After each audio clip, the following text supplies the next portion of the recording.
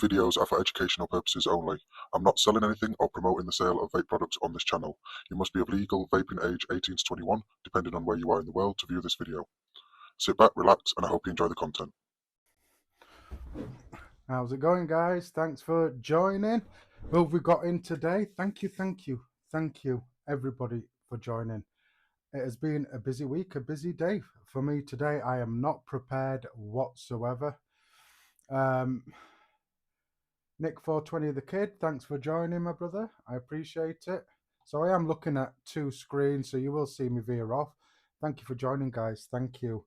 And as you can see and probably tell as well, here, where are we? Just here, there is no watermark. So I've got rid of that watermark. I can do a lot with my screen as well. Sean Lynch, thanks for joining. I appreciate it. So guys, how's everybody doing? What have you been on? How's your week been? I haven't got any alcohol this week. Like I say, just been busy and I completely forgot. So to start off with, I've just got a normal brew, cup of tea to start off with, and then I'll probably be on energy drinks. So my buffet today that I have got is the Blotto from Vaping Bogan on my parallel unregulated boxer, homemade, and what I built last week, the Recurve V2, still with the same coil on there. That's brilliant. So in this one I do have, and which will be a lot easier now because I don't have to take stuff off to put stuff on with the program. So in this one I do have my custard base G14 classified juice on there. If you follow me on social media, you'll know what coil that I've got on there, or even YouTube. I posted it on YouTube as well, YouTube Shorts. And for those who are not familiar, I will give you a quick reminder. So it was that coil that I've got in this Blotto. Alex, thanks for joining, my brother. I appreciate it.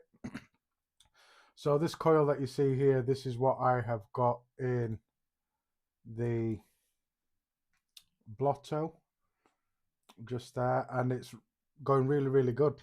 And surprisingly, a very flavoursome coil.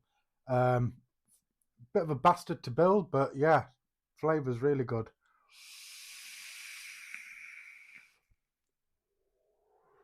And that's just going well. That's just a single coil.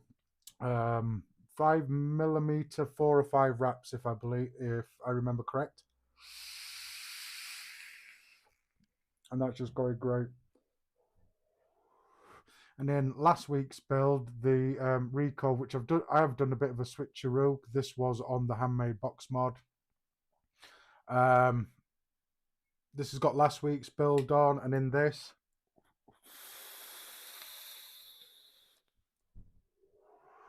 still going beautiful. That was that staged build that I did last week, and that is some white chocolate raspberry donut in there. On the single coil, let me just have a quick refresh.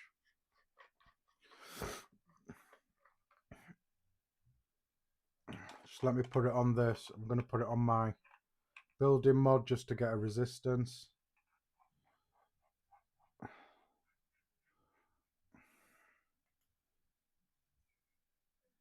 So the resistance for this came out at a 0.12 resistance. I think it was either 4 or 5 wraps. I can't remember correctly. If I could take the deck out without the glass popping off, because that's what a little problem what they had there. I don't want my juice going everywhere. But it's around about 4 or 5 wraps is what I've got on there. Alex? On that, yeah. And like I say, bastard to build, but surprisingly a very flavoursome coil. And it didn't go perfect by any means.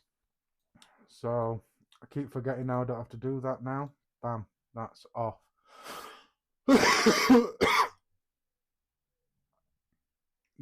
Definitely, yeah. I do like my low builds. I tend to build that way, whether I'm doing dual coil or single coil. I tend to build. I did take a snapshot of me building it. That was me building it. And as you can see, it didn't go completely perfect. That was my first try with everything like that. But that's me building it just there. Like I say, the most problem I had was the middle core because it's staggered. I might do a variation where that's just a plain wire, not staggered in the middle. But yeah, it was a bit fiddly and not perfect in all the places. But yeah, a very challenging coil, which I don't mind at all. I like a bit of a challenge in there. Right, guys.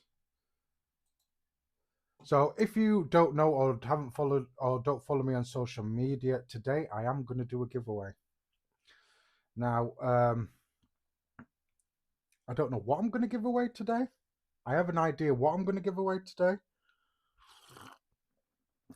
It's not going to be anything special. It might be special for you guys viewing, but yeah, I'm going to do a giveaway today.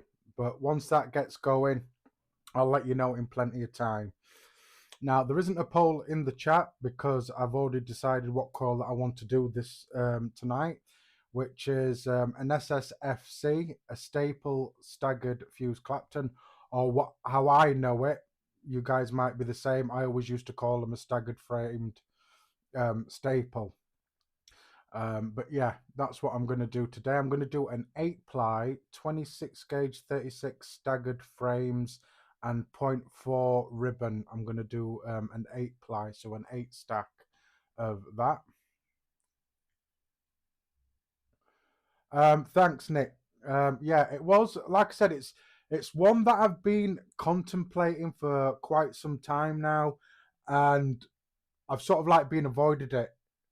Obviously, doing a stapled staggered fuse Clapton is easy. Even putting a plain wire in the middle would have been a lot easier. But I wanted to challenge myself a bit and thought what it would be like me putting a staggered in the thing. But it's so fiddly with the hands and everything, getting it perfect and not stretching your spacing and stuff like that, and getting everything lined up is a bit of a bugger. But I am going to work on that one. It's not the last time I'm going to do that particular coil.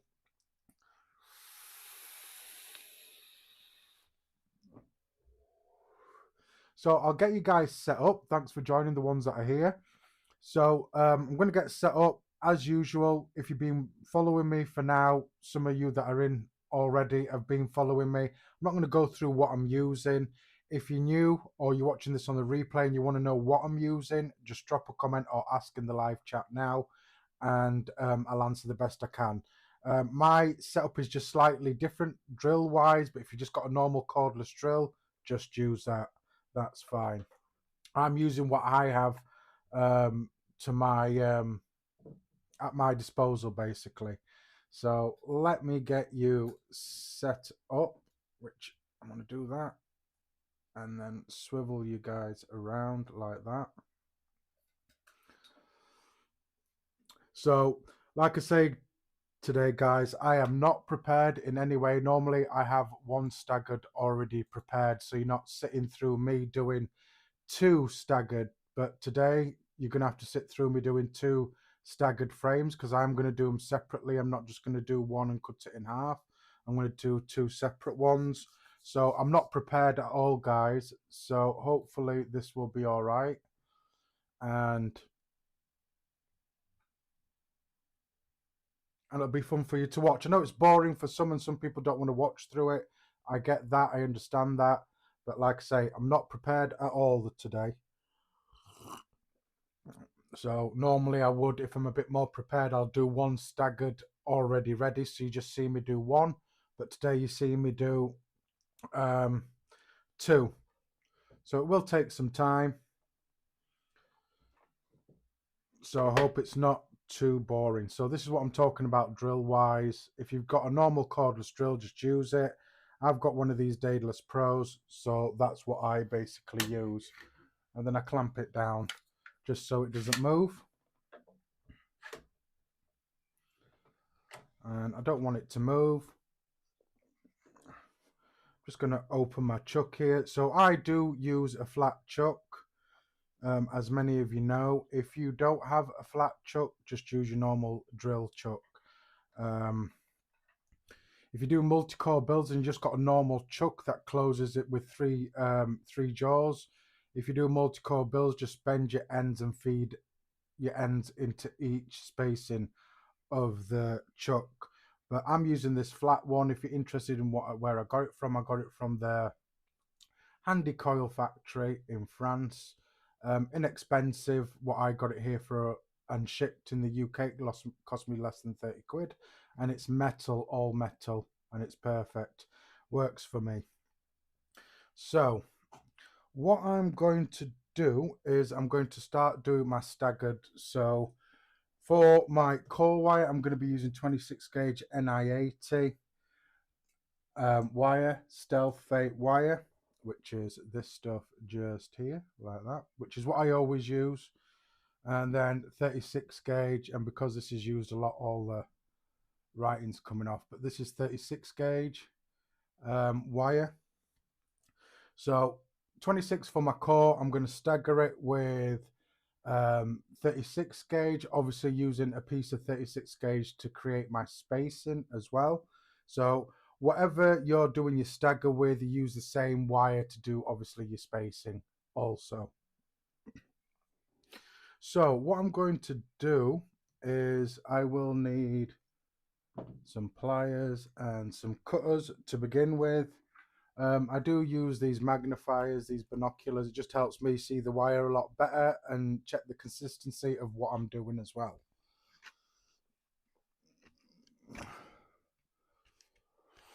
So thanks for joining, guys, and I hope you enjoying the content so far. See how it goes. Hopefully there's no more dangle clacks like last week. I had a problem with my intro last week, so what I'm going to do is I'm just going to roughly measure out about 35 centimeters,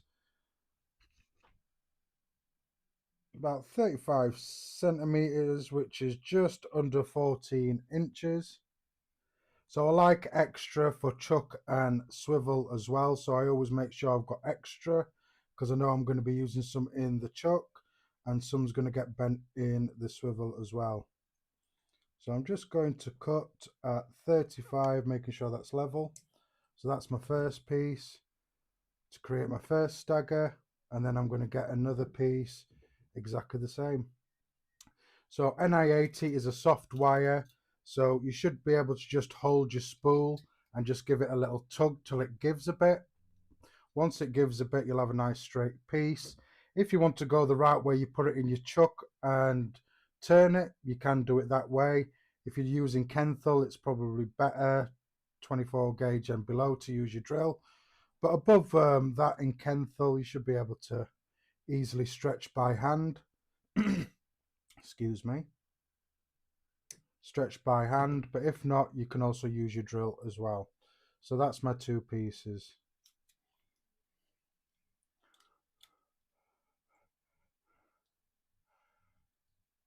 Michael, thanks for joining, my brother. Michael Mickey 3D, thanks for joining. I appreciate it, my brother.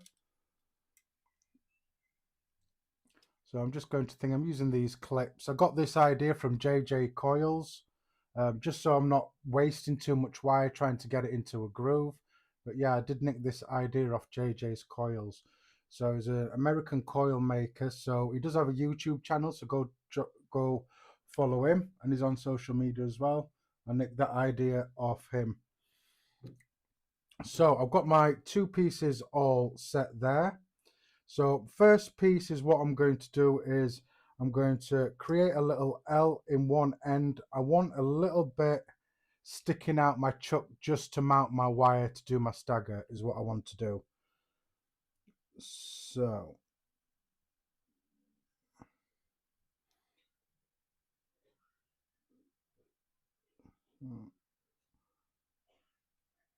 I'm just going to put an L in there like that for mounting into my chuck side.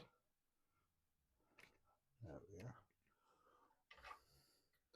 So I'm going to mount this end into my chuck, or my flat chuck. It does have a center point as well for the wire to sit in, so it sits nice and center.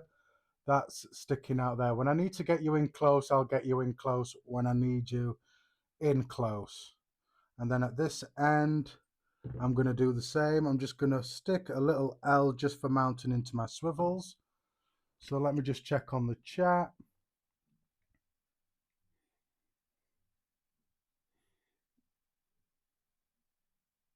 Not a problem, Alex, my brother. I appreciate it.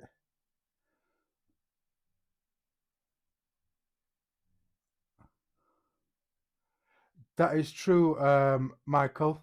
Mickey 3D. Yeah, I did have tape, and it was getting to a point where my wire nearly unspooled a number of times. And like I say, I get inspiration off other coil builders, JJ Coils being one of them, and I just saw on one of his. Not much that I've paid attention to, obviously, what he's securing his spools with, even though I watched him. But I thought, yeah, that's a good idea, the clips. Because what I tend to do is I'll try and get it to an end where there's a slit, and then there'll be a piece hanging. And then when I want to use it and stretch it, there's inconsistency in my wire, and then I end up cutting it off anyway. At least with that end, I've just got an end to cut off if need be. So same again on this side, I have put an L. So I'm not zooming you in real close here, guys. I just want to get this set up, and I'll get you in close when I need to. So whichever way your swivels are set up, use your swivels, ball bearing swivels. As I say, always, they're the best ones. Don't cheap out. I've done that, cheaped out many of times, and ended up buying again and again. And the swivels were recommended by Kevin Freeman from Coil Magician. He recommended some swivels that I've tried and I love, and they're just dual rotating ball bearing swivels is what they are.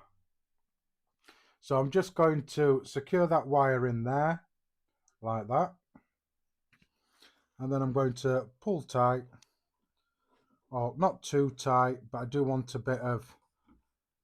just a bit of resistance in there, which should be good, like that.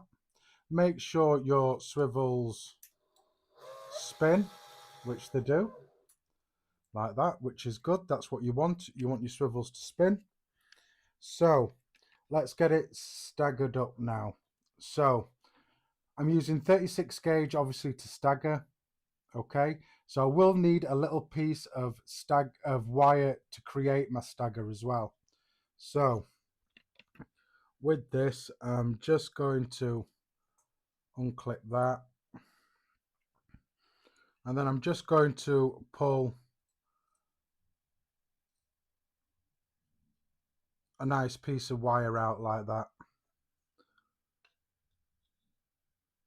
and that's what I'll use to create my stagger. So let me get this mounted. So I will need some ceramic tweezers, or I'll utilize my ceramic tweezers like that. So all I'm going to do now is mount my wire. So I'm going to do that, and then I'll get you in close, guys, and show you exactly what I'm doing. So I'm just going to mount my end like that on there, like that. So I'm just going to let that hang for a second, and then I'll get you guys in nice and close. Right, let's get you in nice and close.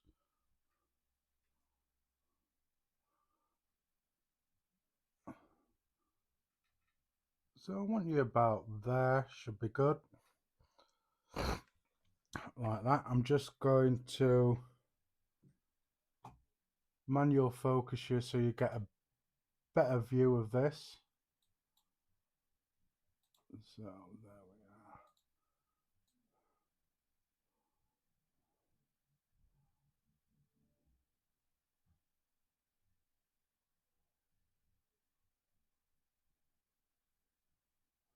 So about there should be good for now. So now that I've got my wire mounted on there, which I have done wrong because I'm thinking I'm doing a Clapton. So you do your wrapping wire all the same way. It's not an alien, so you don't want to wrap it opposite way round, one way doing your staggered and then wrapping it one way after you do your final wrap. So I like to wrap my wire over the top. So this is what I'm going to be doing. So whichever way you're comfortable wrapping with for this build, you want to be going in the same direction all the way through the build. So what I'm going to do just first is I'm going to lock it in by doing a Clapton, just like that, just a little bit of Clapton there. Then I'm just going to create a spacing just there like that. I'm going to create a spacing just there. Secure my wire there. So can I get you in a little bit closer? Let's try that.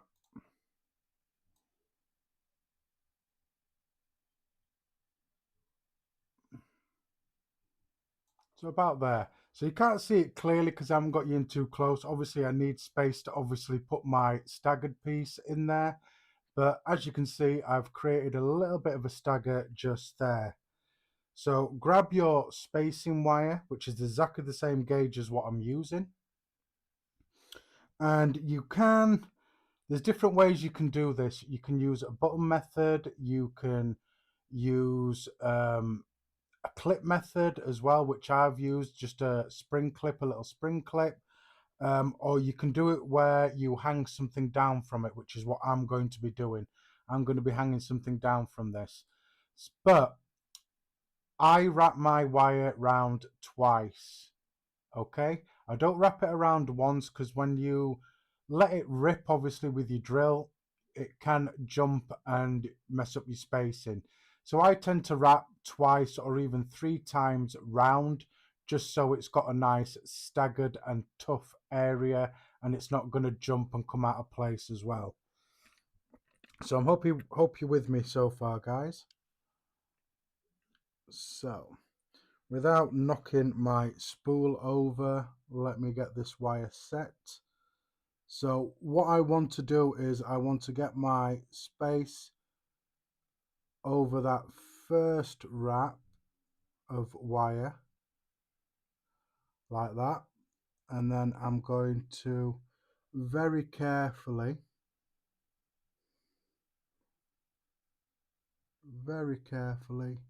wrap another piece round like that. So that's wrapped down twice like that. So what I'm going to do now is with my tweezers, I'm just going to grip it at the end here. With the legs, I'm just going to turn and make a knot. As you can see what I'm doing, basically I'm twisting them to lock it in, just so that doesn't go anywhere. Keep plenty of tension on there as well. So I am pulling this direction down towards where I'm twisting, like that. So once I've got that locked in, I'm going to grab what I'm going to be hanging. So this is what I use to hang to do my staggered. So you just want something that's a decent weight but not too heavy that's going to cause you issues when it comes to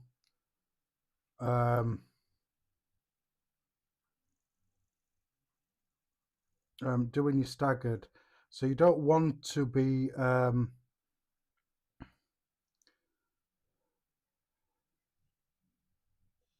right, guys, so you don't want to be having something too heavy that's going to be pulling down on your wire too much, but you want it heavy enough to obviously hold your staggered piece in place. So let me without messing that up. So I'll get you in even closer, as close as I can get you without it obstructing my view. So let me get this a bit better. So there we are. That's a lot clearer now. So as you can see, I locked it in with a bit of a Clapton, created some spacing using my space wire I wrapped around twice. Okay, so now all I'm going to do is I'm going to start my drill. I'm going to hold my spool. When doing a staggered, you want to hold it around about 90 degrees dead on, or slightly a hair towards your drill, because you want those staggered pieces nice and straight and consistent. So when it comes to doing that final wrap, then the final fuse will sit in there nice and easy as well. I'm not holding my spool too tight as well, because obviously I want a little bit of where it'll move a bit on there as well. So when it comes to the final wrap as well, it'll move slightly as I'm feeding that wire in there. You don't want it too tight where it's not moving. So all the same direction, I like to wrap over the top. Let's get going. So as you can see, that's creating some nice spacing just there. And then I'm just going to let my drill rip. So let me just slow down just slightly. There we are. So you can see there's some nice space in there and consistent. So like I say, I'm holding my spool 90-degree angle, but slightly a hair towards my drill chuck.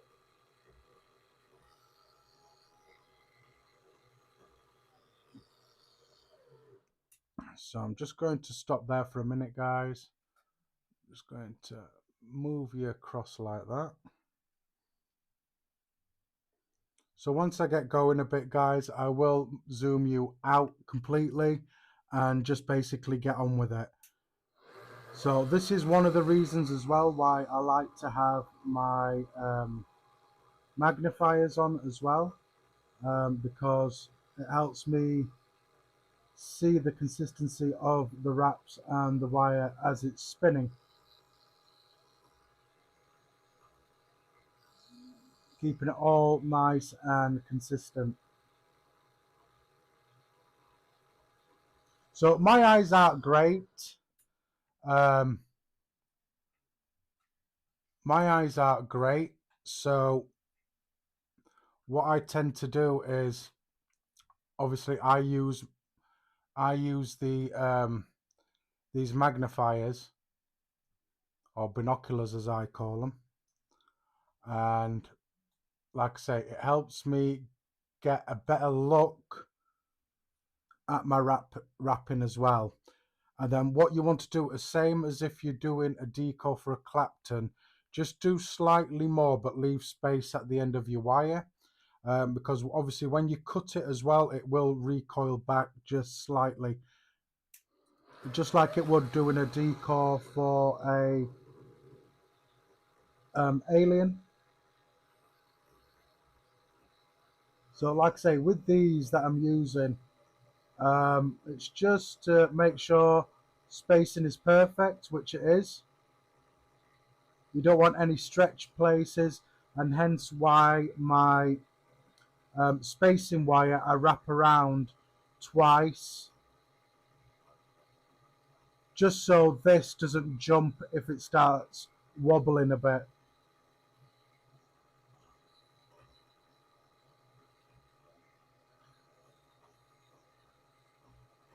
Because I have done it where you wrap it around once and you go too fast and then it'll skip and it'll just start doing a Clapton, which is not what I want it to do. So what I'm going to do is I'm going to stop here. So I've stopped round about there, as you can see. or as you can supposedly see that. So I've stopped there just to give myself plenty of room for runoff if need be. So I don't need to keep a tail on this whatsoever. I'm just going to snip it nice and flush, and it'll probably recoil a bit. You'll see it spin back and come out of the spacing. So it hasn't done that. So it has now. So it has come out of the spacing and recoiled back a bit.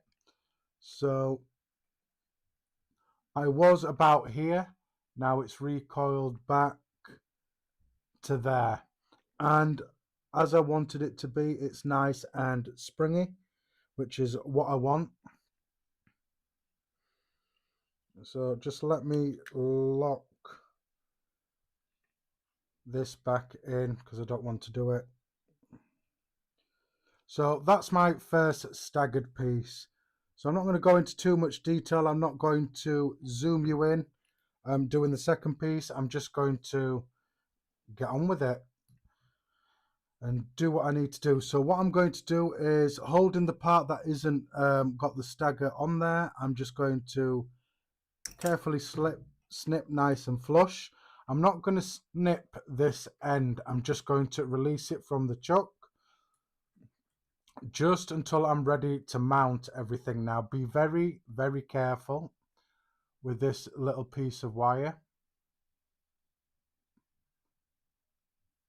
because you don't want to agitate that spacing that you've got going on just there. So very carefully, I'm going to just set it down just there, and then set up my next piece of wire, and I'm just going to do exactly the same, L's on each side for mounting the wire. And I will more or less have the same amount of wire for both. So I'll use that end for my swivel because I haven't bent enough down for it to stick out of my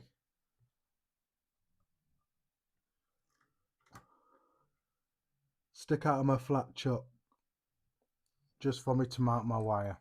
So I'm going to lock that in. Still got a nice bit sticking out there. Set it up on my swivels. And like I say, since I've got these and spent a bit more money on these swivels, they haven't let me down whatsoever. They haven't failed or anything. They keep going strong. And I haven't had to soak them in WD-40 yet as well. So that's a bit too loose, a bit tighter. So you just want a bit of resistance in there, like that. Make sure that they're nice and spinning, which is nice and good. Another spacing piece is what I'll need. So I'll pull myself a decent amount. I'd rather have extra than wish I'd pulled a little bit more wire off. So there's my spacing wire. And let's get going, guys. So again, I think I'm doing an alien. So I'm feeding it from underneath. So like I say, all the same direction. So whichever way you feel comfortable wrapping, aliens, fuse Claptons and all that, or your final wrap for an alien, all the same direction. You don't have to change direction. So again, I'm just going to lock a little bit of a Clapton in there and then create some spacing just there, just to get everything mounted and ready, which is about there.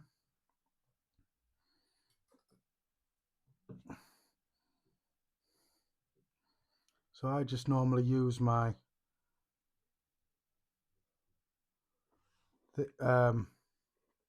pliers just to hunch it up and hopefully not drop it. So again, wire, same when you're applying your spacing wire, you want to wrap it in that spacing or first spacing wire the same direction over the top. So if you're wrapping it from underneath, then obviously do it the opposite way round to what I'm doing here. So whichever direction you're doing, wrap your spacing wire the same way. So I hope that makes sense, guys. Thanks for being here, all of you. Appreciate you guys a lot.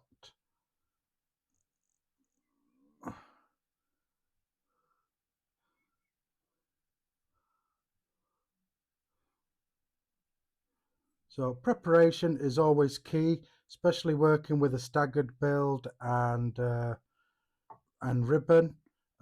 All your preparation is important to create that perfect outcome or perfect coil, whichever build you're doing. So it's always good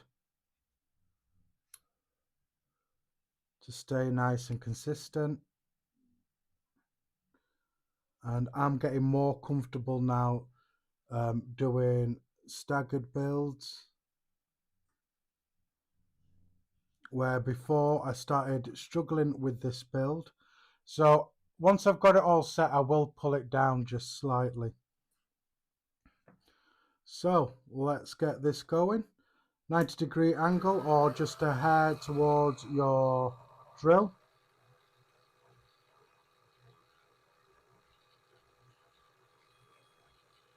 And like I say, this, make sure everything's nice and consistent.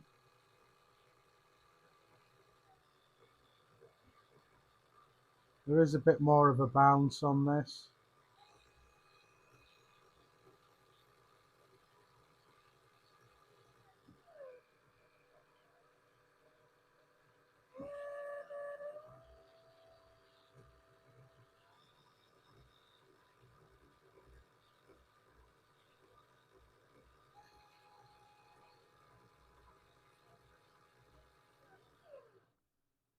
So I'm just checking on my spacing and then starting up again.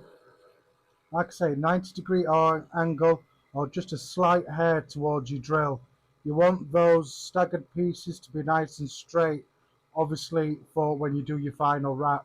Whether it's a framed build or a staggerton or a multi-core staggered fuse Clapton, you've got to make sure those spacings is perfect for those cores.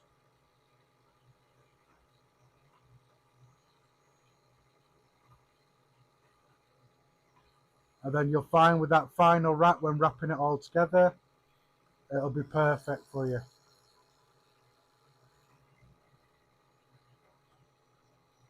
So again, I'm going to go a certain way and then I'm going to stop and cut off.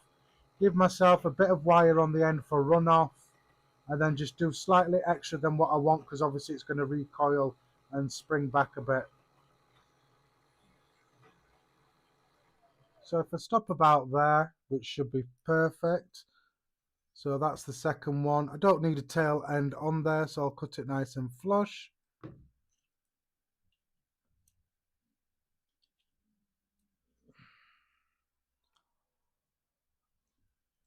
And pop that down.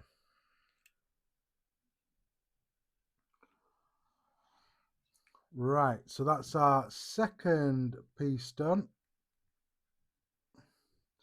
So it has recoiled back a bit, which is what I wanted it to do. Pull that off. I can't really use this spacing wire, so I will just throw that away. Even though wire is very precious. So just a quick look. And those spacings seem nice. So as before, I'm just going to cut that flush there. And then release it from this chuck, leaving it on the tail. I haven't cut that piece off or anything. I've just left it as is, like that, until I'm ready. Once I'm ready for it, then that's when I will cut those ends off. So that's the staggered, two pieces of staggered frames done. Nice.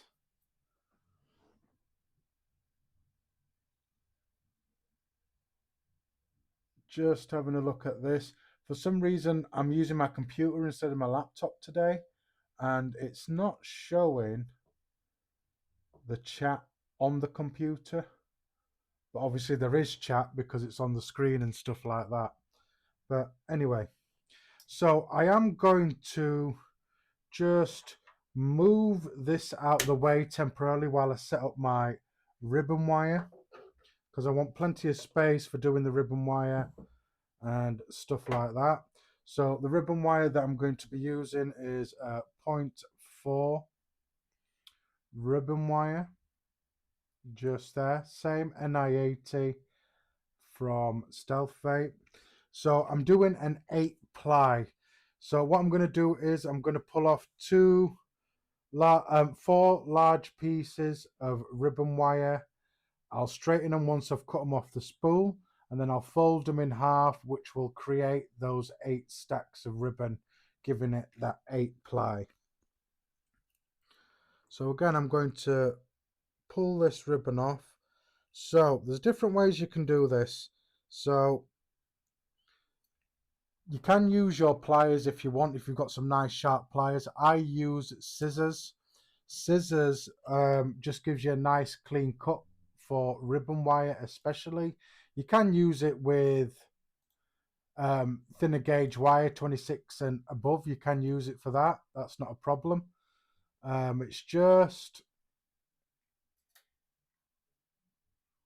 It's not a problem.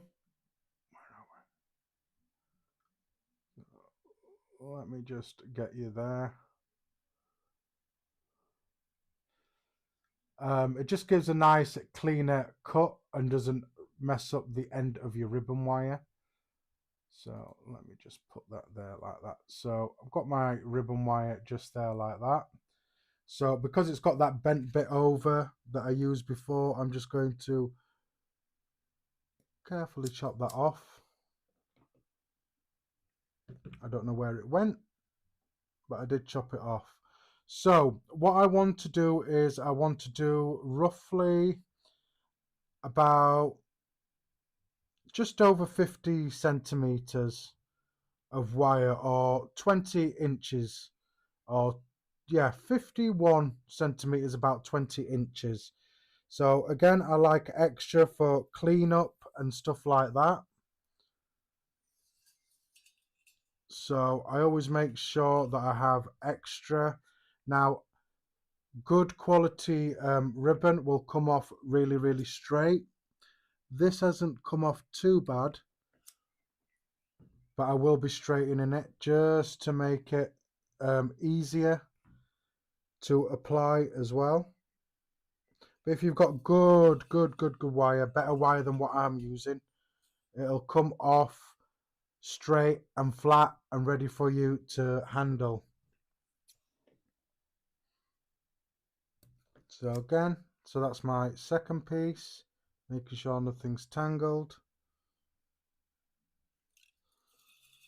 So again, about 51 centimeters, 20 inches. So I want 4 pieces that I'm going to fold in half to make an 8 ply.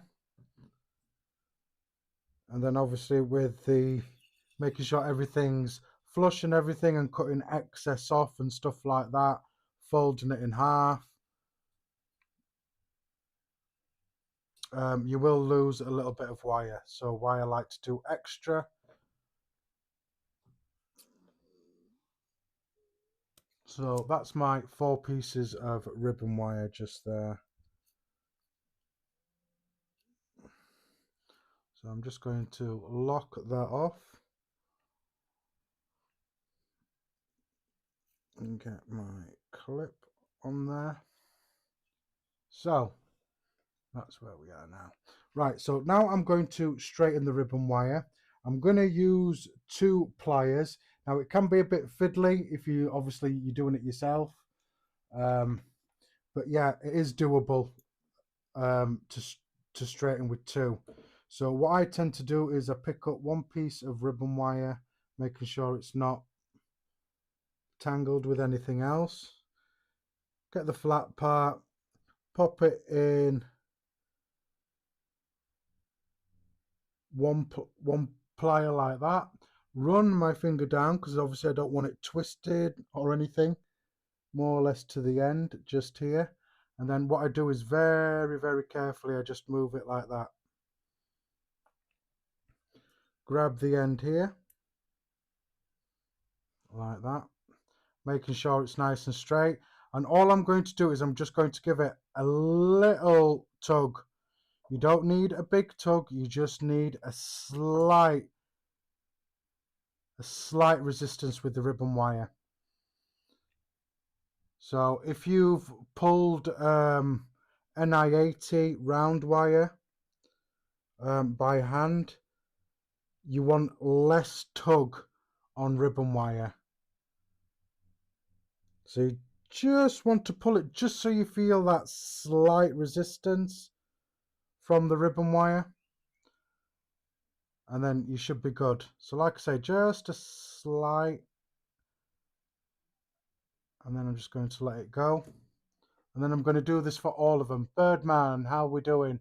Thanks for joining, my brother. How are we doing today, my friend? How are you? Have you got your new stuff that you posted all set up? That looked like some absolutely sick shit that you had there, Birdman. And again, just give it a slight little tug there. So that's 3 pieces. Being very, very careful.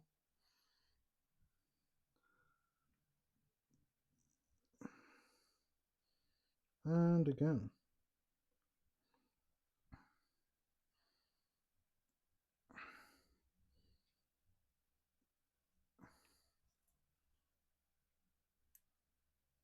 So like I say, with a slightly better quality wire than what I'm using, your ribbon wire can come off your spool straight off the bat.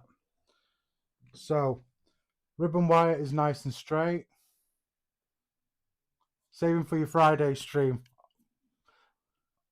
Definitely might have to drop in there and come and see you. So anybody that's watching that doesn't follow Birdie, he does a live stream on Friday. So go check his channel out. So I've got a little cappy with a sponge with just some base mix in there. This is to keep all my ribbon wire together. You can use water, you can use spit. I don't like using spit, even though I use the coils myself. I don't use spit. Water doesn't work for me for some reason. Base mix, because it's slightly sticky, it keeps everything nicely together as well. So all I'm going to do is very carefully I'm just going to gather all the ribbon wire together. I'm going to make sure it's all nice and flush this end like that. Now, working with ribbon wire for the first time can be a little bit fiddly, but keep at it, and without messing it up like I have. Once messing around with it just slightly, they will all fall into place and stack. So this end I've got all level. I'm going to run my fingers all the way down to the other end. So this is one of the reasons why I like extra. And I'm just going to clean up this end. So I'm just going to chop them off. And then again, I'm going to do the same thing. I'm going to slide my fingers down my ribbon wire to the other end. Now these are already all stacked and on top of each other, ready.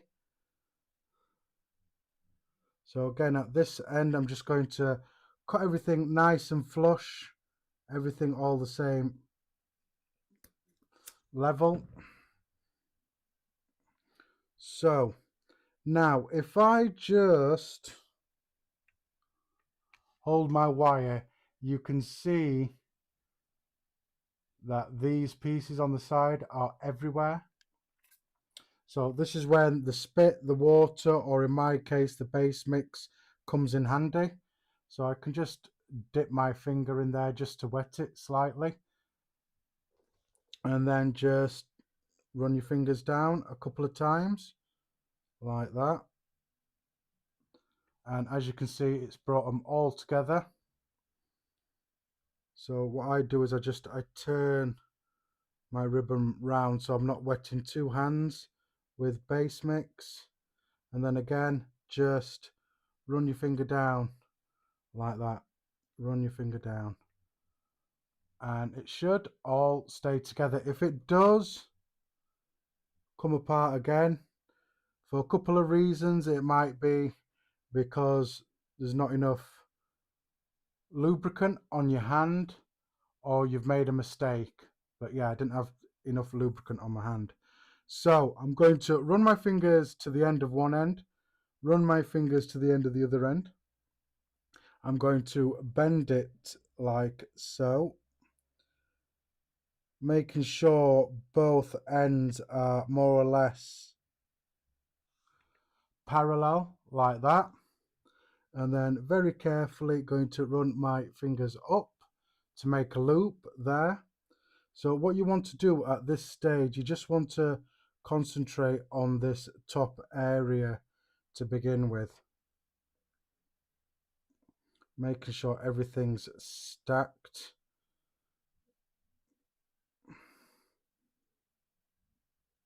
So it can be fiddly, so you just want to stick a little bend in there, keep everything nice.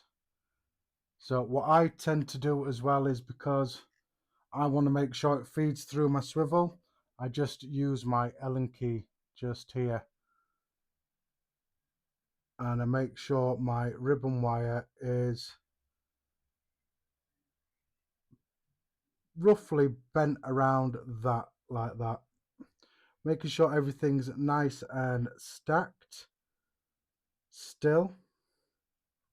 Squeeze it together. So this can be fiddly, guys, especially when doing it for the first time. You can think to yourself, oh shit, don't give up, stick at it. Ribbon wire was my nemesis for quite some time, so I can't do it that way. Come on.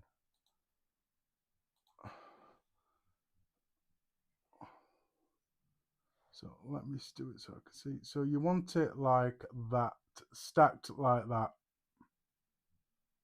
So I like to use a combination of wire and hot glue.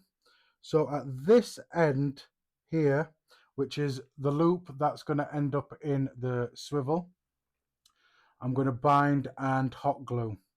So I've got a bit of scrap wire just here. And then I'm just going to wrap that around and pull together. So that first wrap needs to be nice and tight, just to keep that frame together, and then wrap around like that.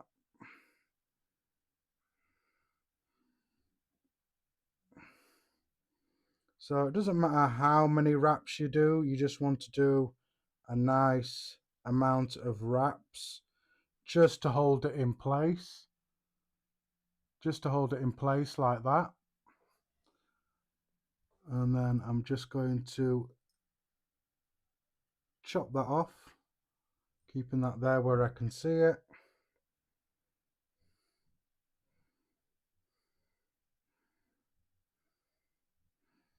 Making sure there's nothing there like that. So what you want to do is you want to make sure it's stacked and parallel next to each other. So let me get you in just a little bit closer now.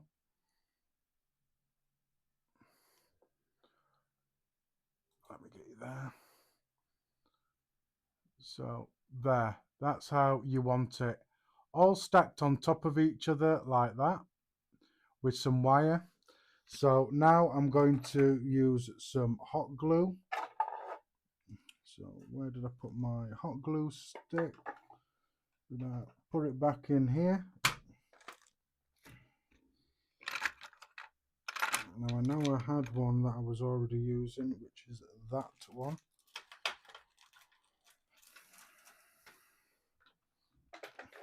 So hot glue or glue sticks that go into a glue gun, yeah, use it. It's extra precaution for me. Now you don't have to do it this way if you don't want to, but you can't go wrong with making sure everything's all nice and how you want it. Working with ribbon wire is one of those that you have to make sure that everything's good and consistent. So as you can see there, because I've got lubricant on there, it sticks together just nicely. So now I'm going to hot glue this. So simple, that with a lighter that I'll use. I use a windproof lighter. It's just a lot better than just using one of those normal lighters. It heats it up nice and hot. And then all I'm going to do is I'm going to dab a little bit of glue on there. So you don't need a lot, you just want it secure like that. And then what I'm going to do is I'm going to hit it with a bit of heat. And then what that's going to do is that will help get that glue into all the crevices and stuff like that.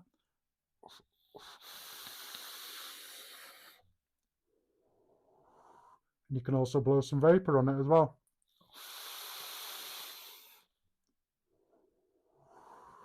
And that'll cool it down as well. So I have some of my cuppa before it goes cold, completely cold.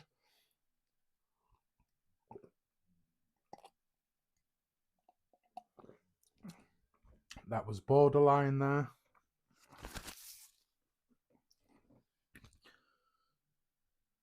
So that's nice and secure. So that end is nice and secure with some hot glue on there. Come on, Henry. So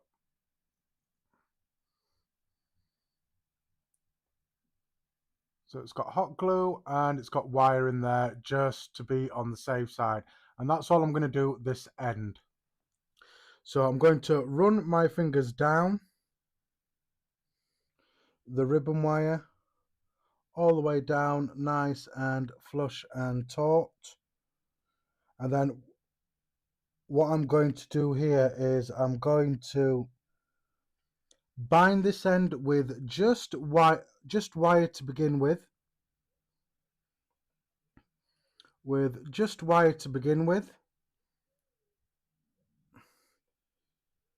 And then when I add my frames, that's when I will add wire and hot glue.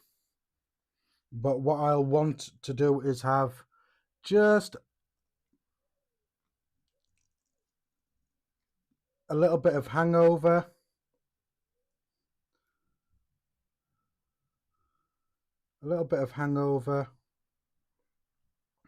For my frames.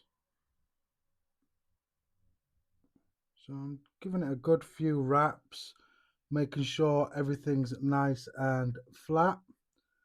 If you need to, get some ceramic, or not ceramic, some nylon tweezers, pliers. You will hear me fuck up these tweezers and call them something else. So just give it a little flatten like that, just to secure this end temporarily until I get my frames on there. So that is the ribbon wire all secure and together like that. So that is the ribbon wire. Come on, Henry. There we are. There's the ribbon wire all ready. So let's get the frames sorted now. So this can be the most difficult part, getting everything nice and together and in line. So it can be fiddly. So I won't need that anymore. So you will need some nylon pliers. I'll keep that out just in case I need it. So what I'm going to do is very carefully is I'm just going to bring my stagger pieces over here like so. And then all I'm going to do is I'm going to cut this end off, or this L bit just here, just before that first tight Clapton bit, just to keep everything nice and secure. And then the same on this side. I'm just going to cut that tail bit off like that. So that is both of my staggered prepared there, ready to frame my ribbon wire, which is just here like so. So what I will be doing now is I will be binding all this together like that. So what I will do is I will try not to mess up my ribbon wire. So ribbon wire is going to be in the center frame with both the staggered pieces just there. So what I will end up doing is I will bind this end again with wire and hot glue, put the ribbon in the swivel, and just let the frames on the outside just be free, not secured to anything. They're just going to be left free, but I will put a straw on the end just so they're not flapping about and stuff like that. So let's get sorted. Now when you're handling your stacked pieces, you don't want to run your finger down them in any way. You just want to hold, let go, move and hold. You don't want to run. You don't want to disturb those spacings in any way. So I want my stagger on this end to hang over the end. That is going to go in to my flat chuck, the ends that are out or sticking out. So I'm just going to prepare that, and then again very carefully I'm going to do the same thing just here like that. I'm going to put it at the bottom. So I'm just going to get everything in place first, which is basically like that.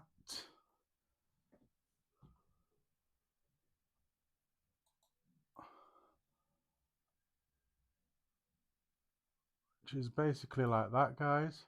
Come on, Henry.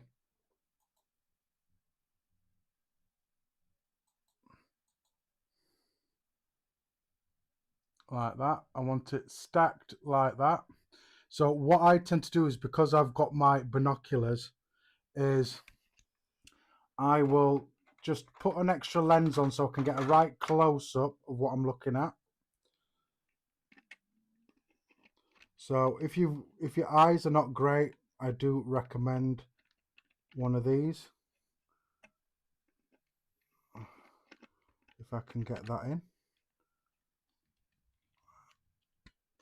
That. So what I'm basically doing is I am looking, and I am looking down to see if those are parallel.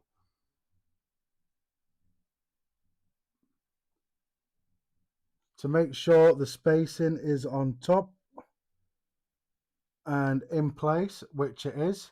So like I say, you got to be very, very careful. You don't want to run your finger down. You just want to move and then hold tight.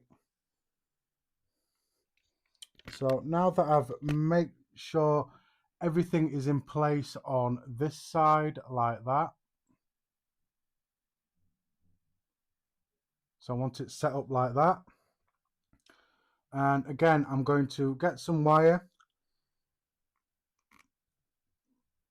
and bind the frames like that with them sticking out. This side is what's going into the chuck.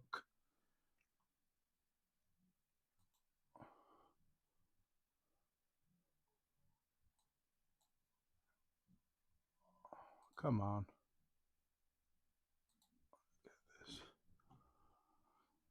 So now that I've got that, I'm just going to get some wire.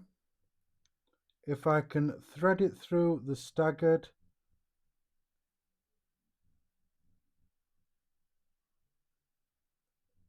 which I have been able to do. If you can get it through the staggered, that's perfect. And then just wrap around very, very carefully. You don't want to pull it too much. You don't want to dislodge anything. Sorry guys, I am trying to stay in camera. Boop. Let me do that. So again, I'm just going to do a few more wraps, not extremely tight. I'm going to use my nylon pliers just to flatten everything. And like I say, don't be tempted to run your fingers down, just move your fingers. So like I say, I've done a few wraps on there, so I will use all this, or most of it should I say. So like I say, it's very easy to forget and just run this part of your fingers down the staggered. I have done it many a times. If you just do it, it's just one of those things, it's bad luck, and you will have to do some more staggers. But yeah, it's very, very easy to forget and think that they're just framed with normal wire and run your fingers down, which is not what you want to do. So again, now that I've binded the frames with the ribbon wire, I'm going to hot glue it. So you don't have to hot glue it and all that. If you're a beginner, I do recommend it. It's just a bit of extra precaution. And I like doing it as well because it all comes into play as your preparation.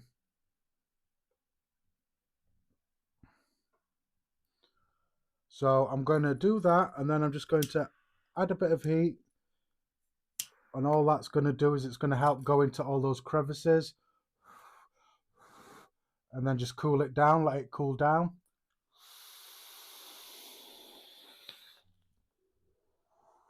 I will be putting some more hot glue this end.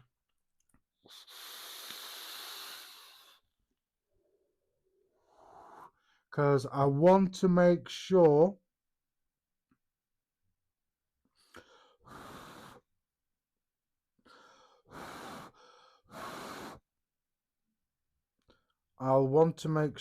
that it's sealed nice and proper. So again, just going to heat some glue up. And then add another nice big blob onto there. And again, just add a little bit of heat, and all that's going to do is just make sure it gets in all those crevices, and mind not to burn yourself as well.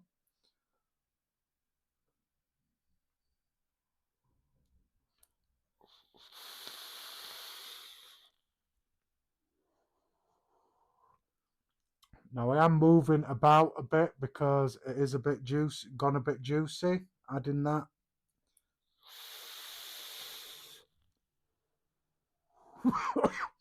Excuse me.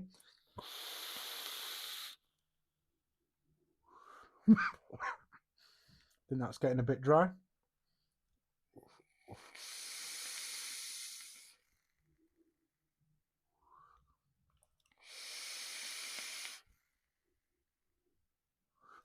So this is why preparation is key. You don't want to rush it or anything like that. You want to take your time. It's not about how fast you can do it. If you do it fast, then you're going to get into a situation where your build's not going to come out the way you wanted it to come out. So I'm just going to give that a couple of more seconds.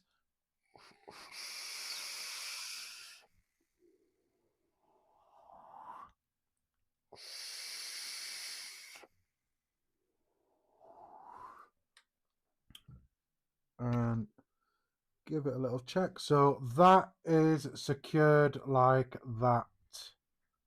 So I'm just going to very, very carefully lay that down. Very, very carefully. So that is the first bit of prep all done. So like I say, I am going to be using a straw just to keep everything together. So I do have a straw. So I'm just going to cut a few pieces off like that. And then also I'm going to cut down the center so they're easy to pull off. If I need to quickly pull them off, I can quickly pull them off. So I'm just cutting down the center there so they're open.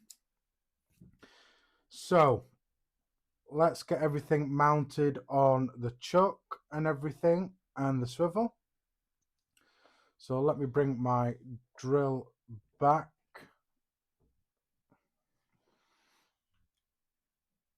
To what I'm doing.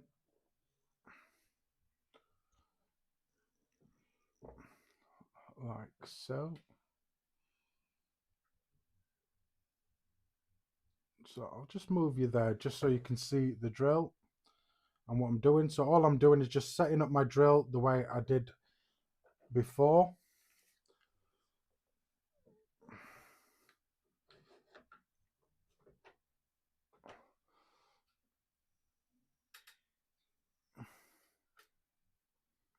So like that. Lee Swettenham, thanks for joining. No worries, mate. It's no problem being late at all. I just appreciate you dropping by. So let me manual focus. Come on, Henry. Doing your in and out bit. So let me manual focus just so you can see a lot better and what I'm doing. So very carefully I'm going to pick this up again, extremely carefully,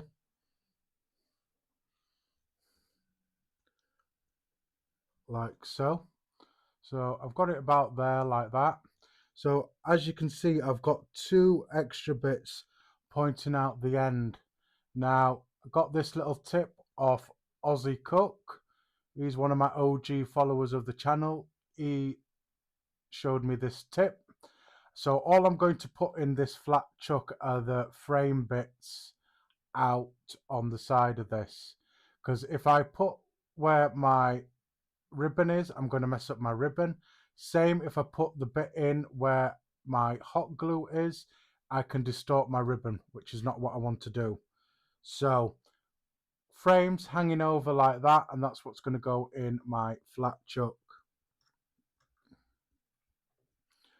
So I want to get this more or less center. It's not going to be perfect as long as it's secured in. That's all you need. So I'm going to secure it as far up as I can, as long as it's not touching the ribbon wire.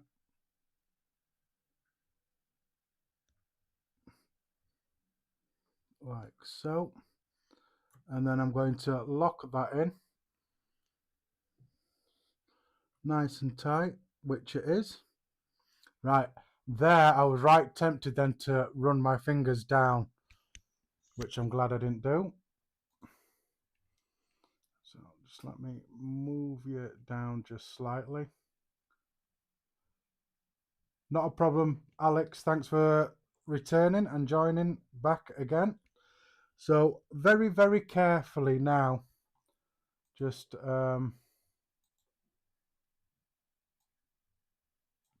gonna zoom you out so you can see me mount my straws and everything, and see how I'm mounting everything. So it's not going to be completely perfectly clear or anything, but you can see what I'm doing.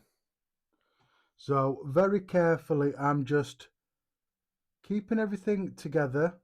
So I'm going to just put this towards me a bit. Like I say, you don't want to run your fingers down. You just want to move, pinch, move, pinch. Now you can put clips on here if you want. I don't, because for some reason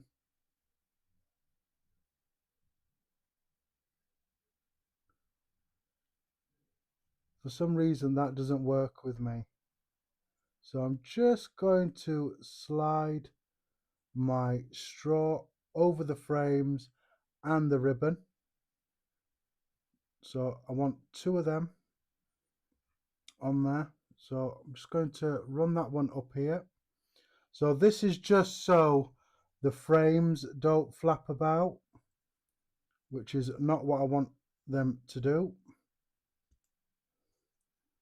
Like so, like that. I'm just going to move them up there, and then roughly what I want to do is I want to just trim this end of my staggered, and again I'm using scissors just to get a nice clean cut, just there like that. And obviously I don't want my frames interfering obviously with my ribbon wire also. So I did cut my stags with the scissors, and that'll give me a nice clean cut. So as I'm wrapping this, there will be some runoff, and the stagger will run off that core a lot easier cutting it with scissors than my pliers. So now that I've got my straws mounted without messing up anything like I nearly did just then, I'm just going to open up my swivel and just take my preparation bits off there, like so. So like I said, all I'm going to do now is I'm going to attach the ribbon to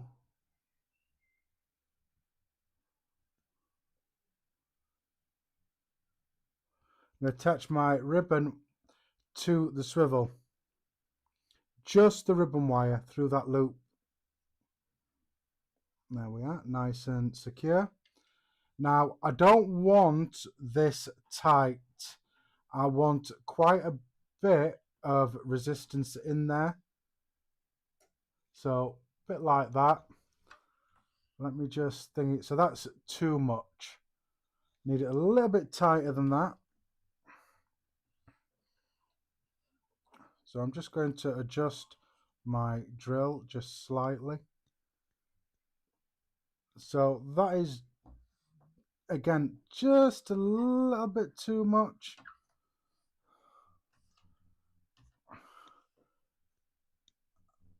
And that is,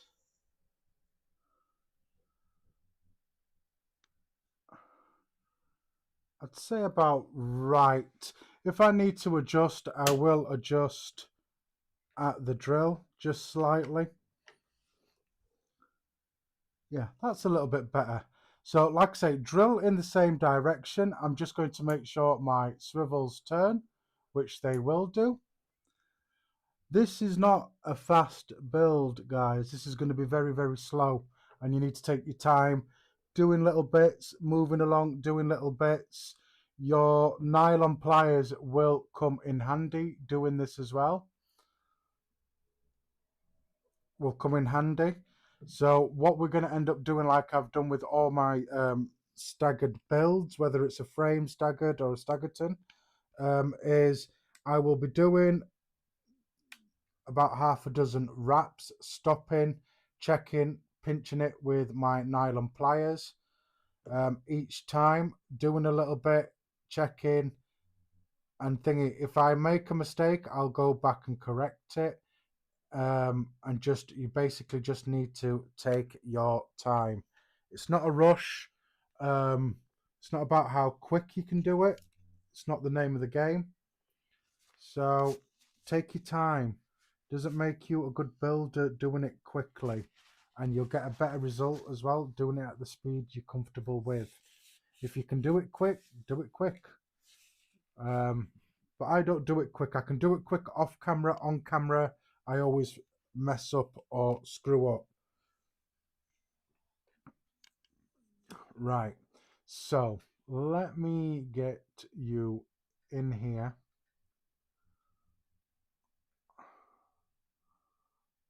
I want you as close as possible.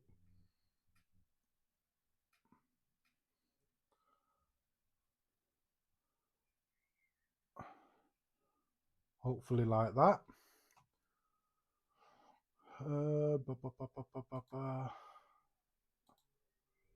Bit of manual focus.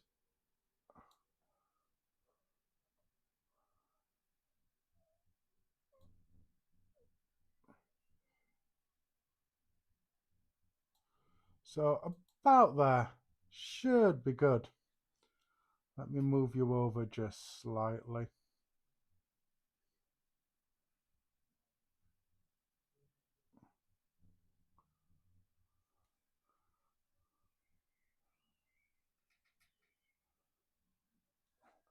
Like that.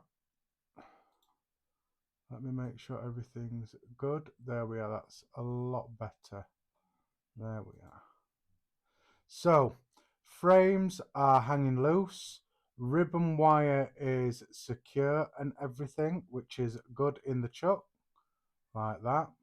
So, first couple of wraps might not be perfect. You're just getting it all tightly together and pinched and making sure that those frames don't come loose.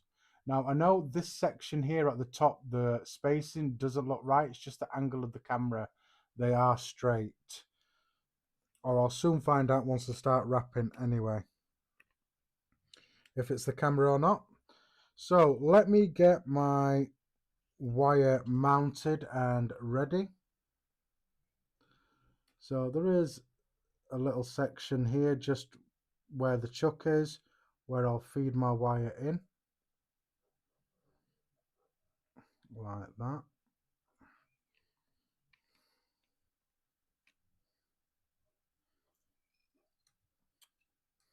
So guys, you want to keep your wire at roughly a 90-degree angle. So I'm just manually wrapping.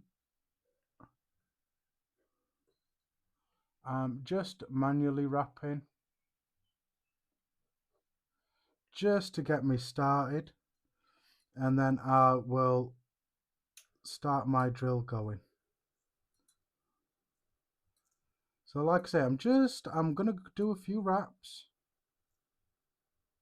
get going. Your hand motion is not going to change, or it's not going to move as much as you think it's going to move. So don't be thinking that you're going to be dragging your wire across. That's not going to work. How we doing, Aussie Cook? Thanks for joining, my brother. I appreciate that, Aussie Cook. Thank you, my brother. Thanks also for joining. So again, I'm just going to go slow. If you mess up, which I have here, just reverse slightly and make sure you get into that groove and making sure that you're nice and straight. Now, once you get to about here, which is where I want to be now, is I'm going to come in with the nylon pliers and just give it a little pinch. So what that will do also is it'll clean up this section here that you're going to wrap a bit. So that's most important as well. So just get in there with your nylon pliers, very carefully. Give it a little pinch just to make sure everything's sitting nice and straight. I appreciate that, Alex. I appreciate that. And then just carry on doing exactly the same as what you're doing. Just giving it a few wraps. If you mess up, you can correct. Just don't get impatient like I do. I get impatient.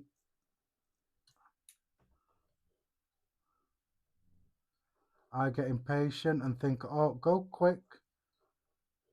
Yeah, go quick. And then I end up messing it all up. So I want to make sure I'm in that groove, which I am.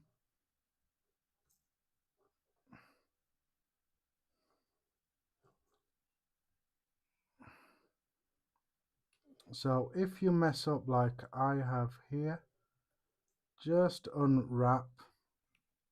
Be very careful. If you've got thin wire, just give it a little pull and it should just straighten slightly. And again, what I'm going to do is I'm going to go in there with my nylon pliers and just give it a little pinch, just like that.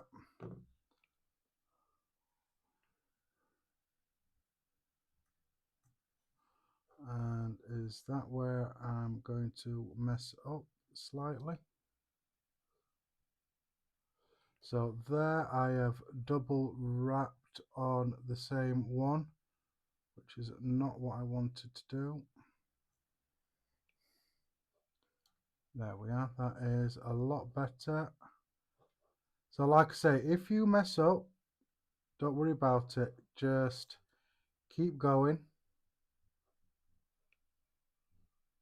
It is a very complicated build and it does take time as well. And then obviously you have to get your angle right as well.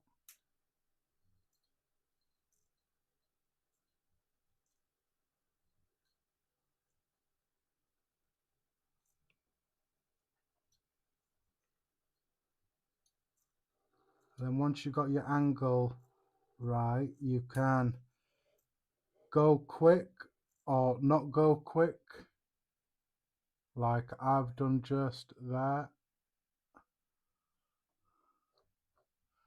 Get it in that spacing and try not to double wrap like I've done just there. And plus my angle isn't right.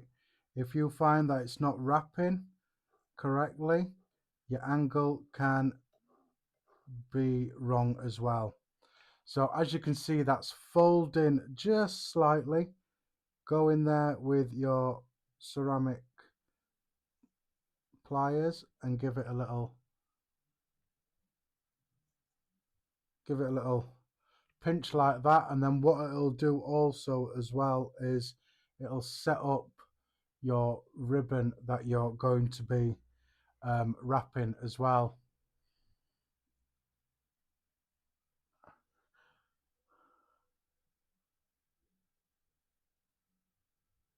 So again, just give it a little bit of a pinch and you should be good. Making sure that your angle is right.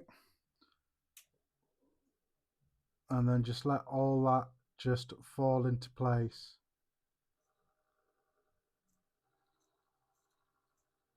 And as long as your angle is right, you should be good.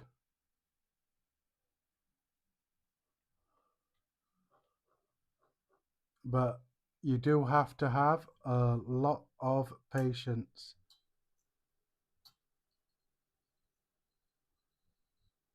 So I'm not holding my spool very, very tight.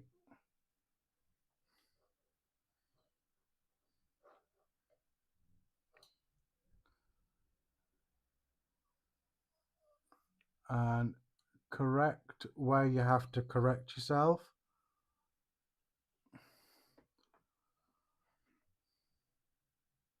And then carry on. And then if you find like there, you're wrapping over slightly, then go in there with your ceramic, not ceramic, I keep doing it again, nylon pliers. These are nylon pliers, not ceramic tweezers. Don't listen to me when I say ceramic tweezers. They're not, the nylon pliers. Give that a little bit of a pinch and then carry on. Making sure that your angle is right.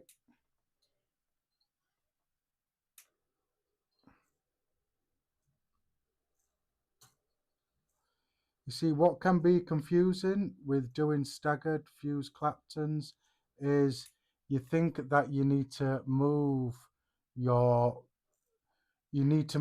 spool along quick, like you would be doing just a normal Clapton or something like that. That's not the case.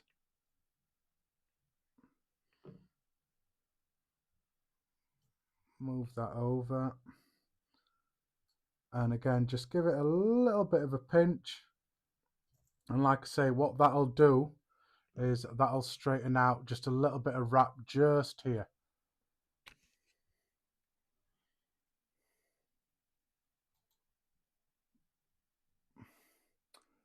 Right, where has my chat gone? So my chat has seemed to disappear. Is that because nobody's chatting? Who knows?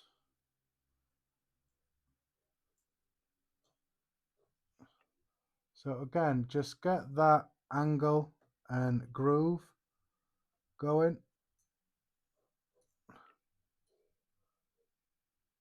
And if you mess up,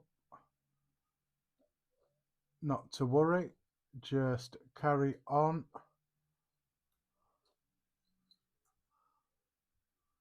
Making sure your angle is right as well.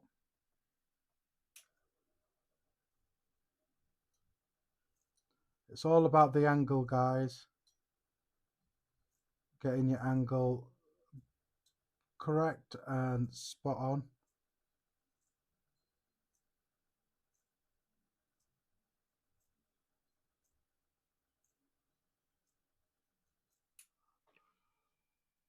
So guys, there's quite a few people in here, but for some reason my chat box has gone and I don't have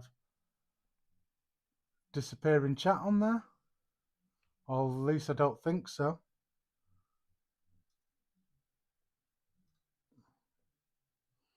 Again, just give it a little.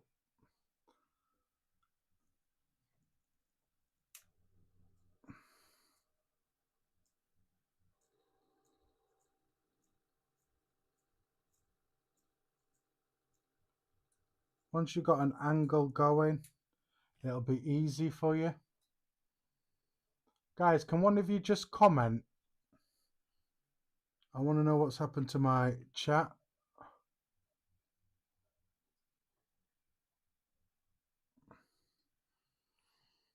So I am gonna bring you along.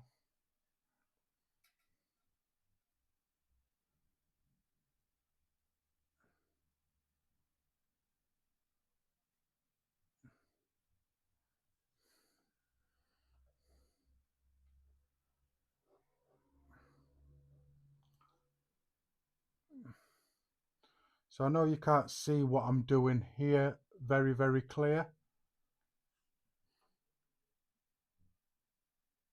So why isn't my chat coming up? Are any of you chatting? I don't even know if you guys are chatting or anything. Like I say, I don't think I've got disappearing comments on.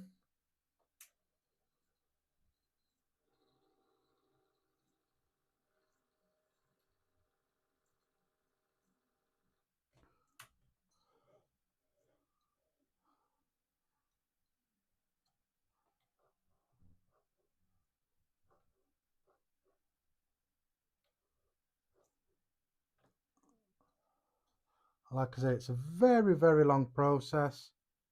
Just take your time. There really is no rush whatsoever. Boo! Oh, thanks, Lee. Tim, thanks for joining, my brother. Are you important, my brother? Nah. Thanks for joining.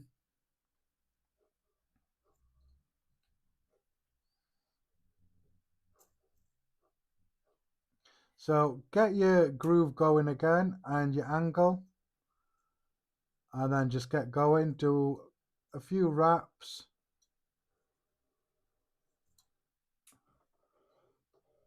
And like I say, if you mess up, just correct what you're doing.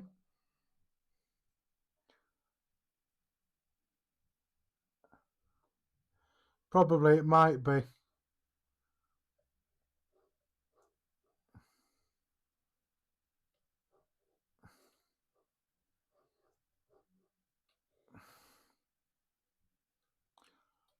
Trying to get across. So I know you can't see what I'm doing, guys. I'm just slightly off camera. I do apologize. I will get up very, very soon. My angle is way off at the moment.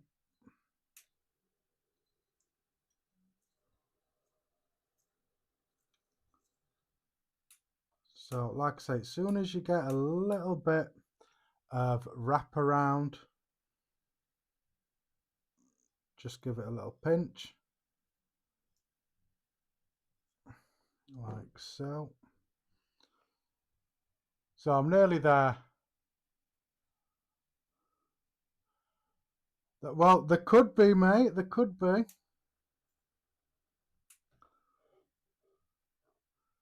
It is one of my options that I'm thinking about at the moment. A lot of people do ask me about the coils that I make, and I am thinking of maybe starting to sell coils as a side hustle, because I get a lot of requests, a lot of messages and stuff, people asking, do you sell coils? I'd love to try your coils. So I have got something in the pipeline where I might start making coils and selling them. But I'm just drumming up interest at the moment, see who might be interested in doing that. Are they all? Oh, come on, guys, I don't want you fighting in the comments. There we are. So I am getting closer to you guys, or in camera shot.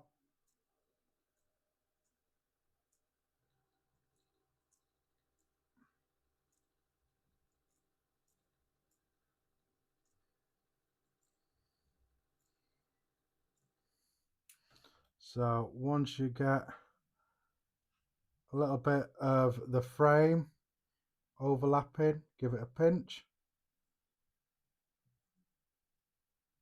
Give it a little bit of a pinch, like that. And we're back.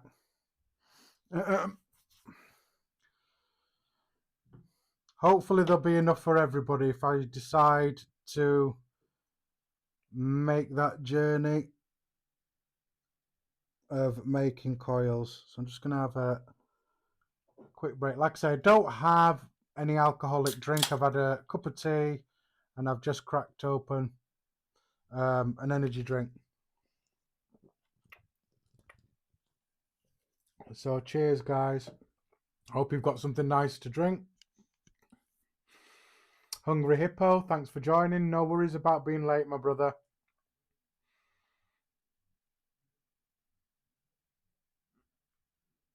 I am building. I know you keep asking if I'm building an RTA, but the coils that I'm making, they also need to fit in the post holes as well. So it is going to be an RDA again tonight. I just probably next couple of weeks I'm going to do a bit more simple builds like aliens and stuff like that.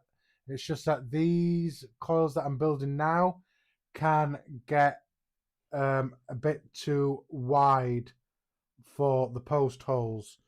So I think these will only fit in an RDA, a 30mm RDA, so it will be another RDA tonight, guys. So I apologize.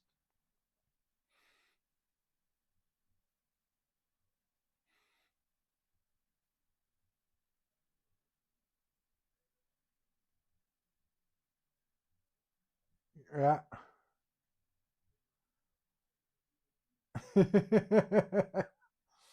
Tim.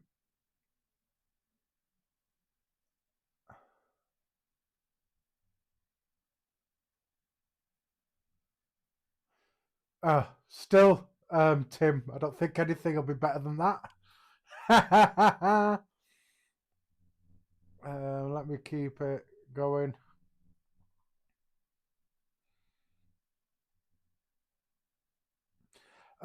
Tim, my best advice is when you're doing your spacing, do it when you're holding obviously your spool, hold it just a hair towards your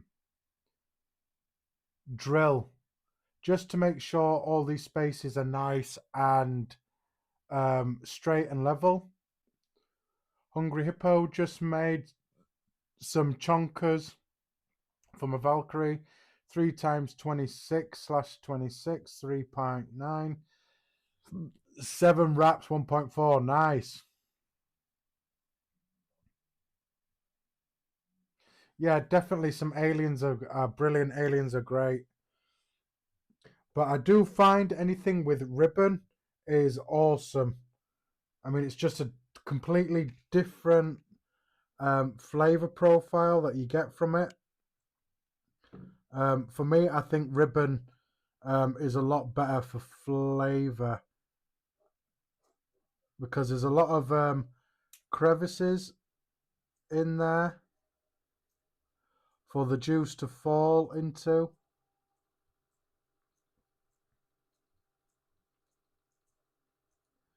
And you just get different levels of vapor.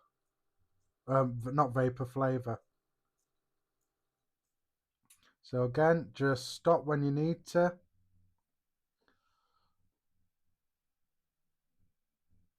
Helixes, you like them, Tim? Yeah, jugs are good.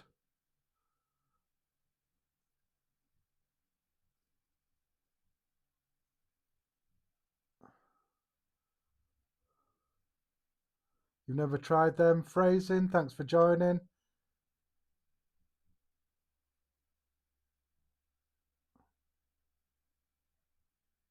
Right, Hippo, Hungry Hippo. Phrasing says you're a bitch, my brother. He says you'll know what he means. So again, just stop, give it a little pinch, make sure everything's nice and flat. And like I say, it does set you up a few wraps just there. So I always start with a couple of hand wraps just to make sure that my angle is right, which it isn't.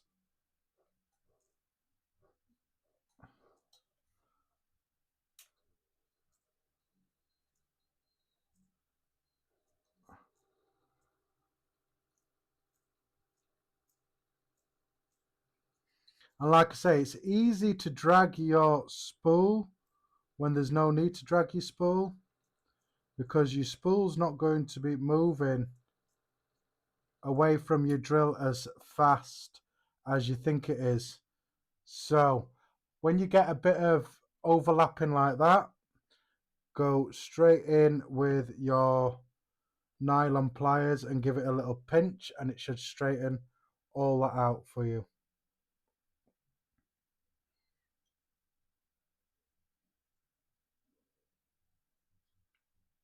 Like that. And like I say, it will help with flattening stuff and getting stuff ready a few wraps ahead.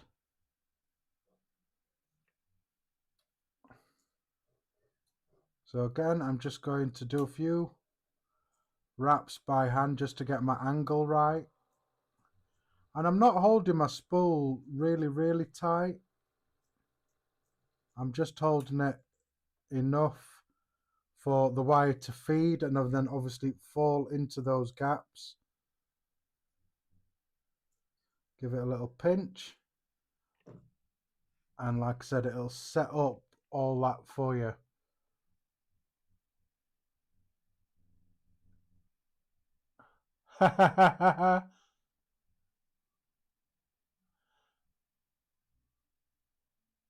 Yeah, phrasing Hungry Hippo, you know where you can go. Right, again, I'm just going to do a few wraps by hand just to get my angle,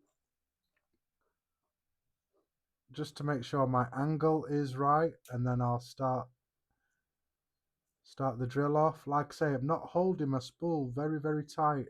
I'm just letting the spool feed through my index finger and thumb,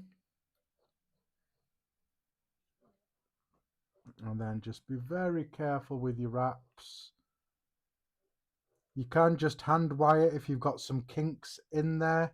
If you've got some kinks, you can just hand roll it, or alternatively, if you've unrolled it, just grab your wire, pinch it and pull it, and it should straighten it out. Especially if you're using probably 38 gauge and above, you should be good.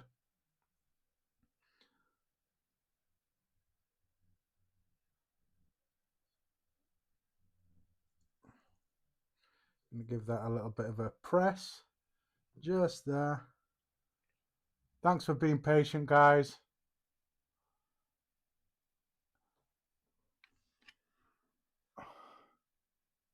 Definitely, Tim. I will be more than happy to do that. I enjoy joining your shows.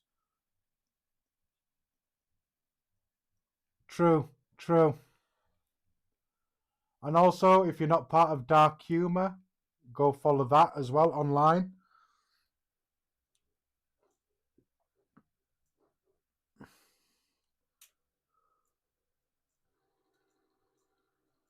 Always give a shout. Or if you follow me on social media, Instagram and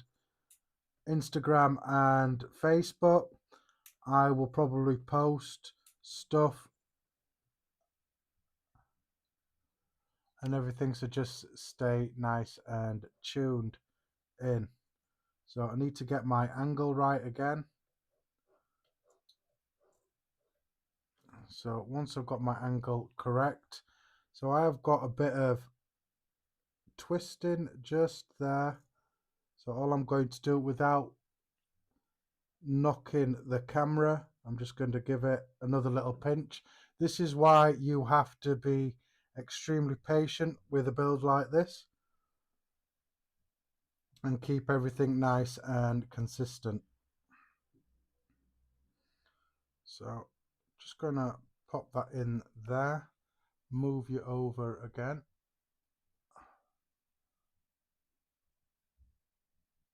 So you can see.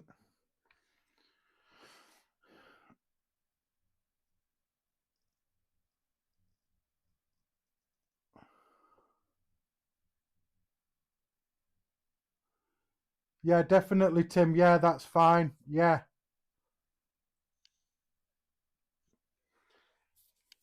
So if you follow Tim Slowly on social media, I'm sure he'll send you a link or invite you to this chat, this mental health chat. Yeah, not a problem. Yeah, definitely, Alex. Thanks for joining, my brother, and I will see you on the next one, my brother. Thanks for joining. I do appreciate it. And let's get going again.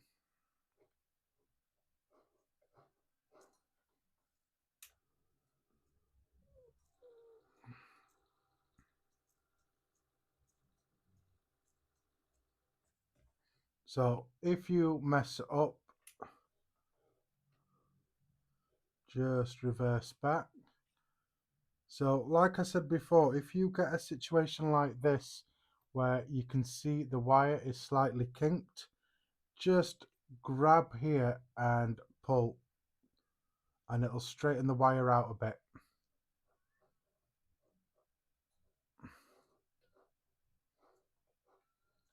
And let's get going again.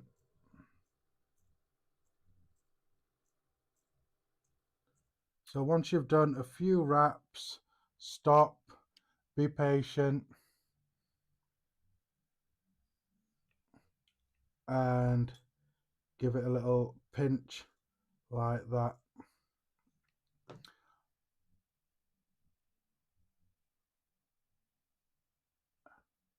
I appreciate that, Aussie Cook. Yeah, preparation, like I've mentioned before, with ribbon wire, or anybody who's worked with ribbon wire will tell you preparation is very important.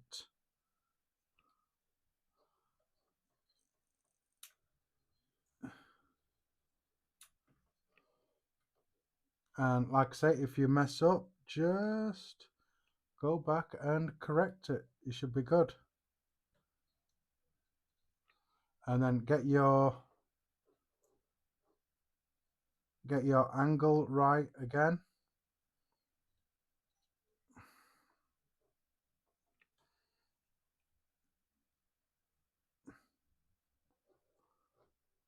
And then what I tend to do is do a few wraps by hand just to get that angle right. Go in there with the pinch of the nylon pliers. Yay, I said it right this time. Nylon pliers, like that.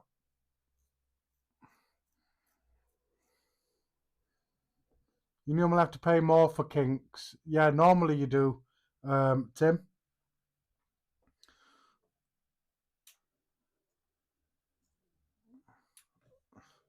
So again, just make sure that your angle is right. Your angle is important. And even myself building these coils, I always want to move my spool quicker than it needs to. And doing a build like this, your spool won't move that way as quick. Again, just give it a little pinch.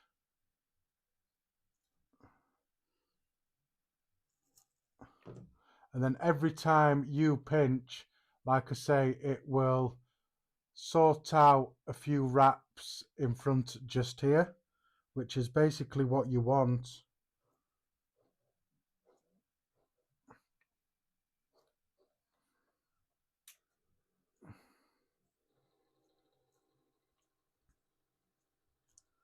And like I say, like me, don't be tempted to move your spool too quick. I think for the wraps that you're doing, the couple of wraps that you're doing, just keep your spool in the same position. Just keep it in the same position and you should be good. So again, just give that a little pinch.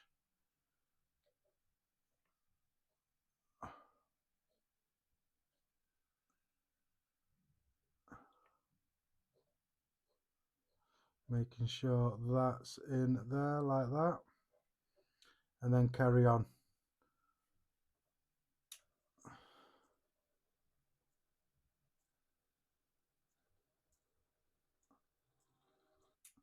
So again, I've just messed up there.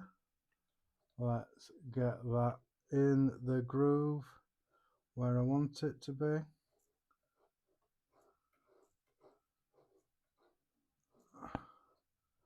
So I am just doing this slightly by hand. Again, I'm just going to go in there with my nylon pliers and give that a little bit of a pinch. I do want to get just a slight better angle on here, just for a better pinch, like that. Where are we?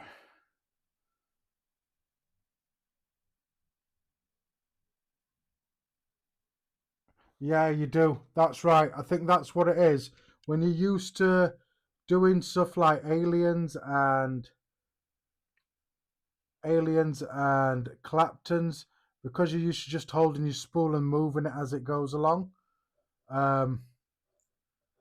you get that muscle memory where you just want to move your spool, and you don't need to do that.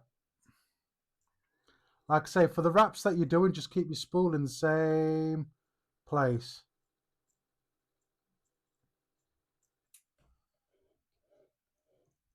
And then saying that, it goes and messes up.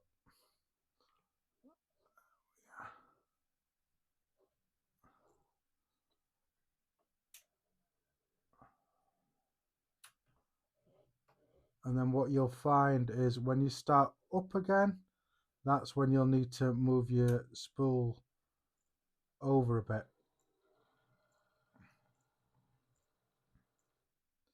And then, like I say, after a few wraps, get in there, give it a pinch. There we are. Give it a little pinch.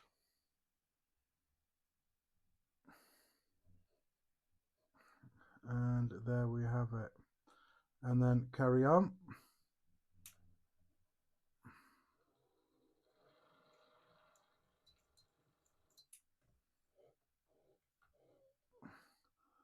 And like I say, that's me getting impatient and wanting to go fast and then messing up.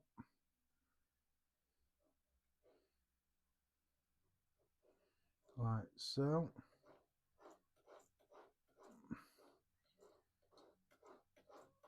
So I'm just doing a few wraps by hand. Like I say, it is one of those extremely slow builds, but the end result is what makes the difference, is the end result. Just going to have a quick break.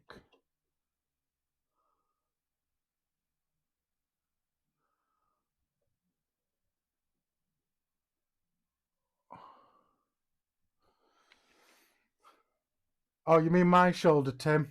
My shoulder hasn't been too bad past week, so I'm not going to say anything and jinx it. So, yeah.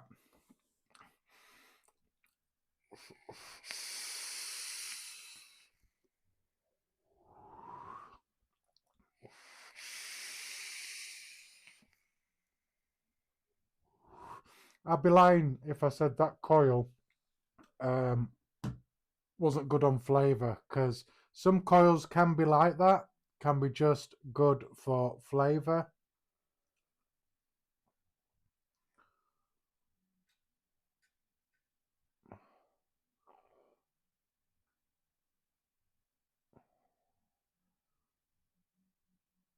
Come on. There we are.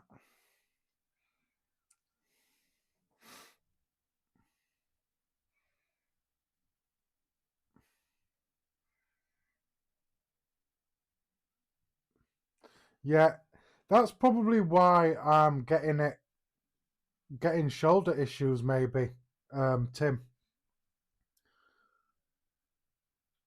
which I have had for the past, I'd say, couple of months now. I've had that situation with my shoulder, and like you say, it could be just muscle memory. And because I'm doing the same thing, like building and holding my spool all the time, can come into play as well. So again, just give it a little pinch. Hence one of the reasons why I don't hold my spool too tight. So if I do get a situation like now where I get folding on the other side, there's enough extra wire wrapped for when I pinch it to for it to sit nice and flat without stretching that outer wire.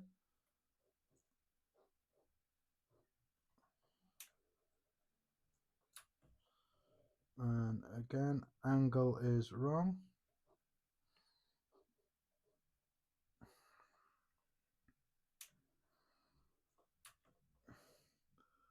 Like I said, angle is wrong.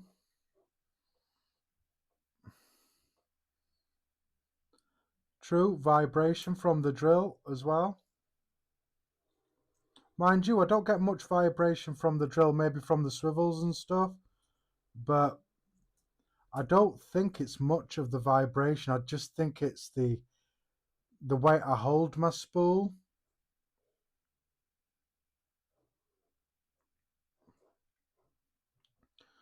Because I can get that with my fingers as well, just holding my spool. I can get weird fingers or cramp in my fingers, especially when doing an alien. If you've got your pinch perfect and you don't want to move, obviously that can come into play as well. Just make sure that's over.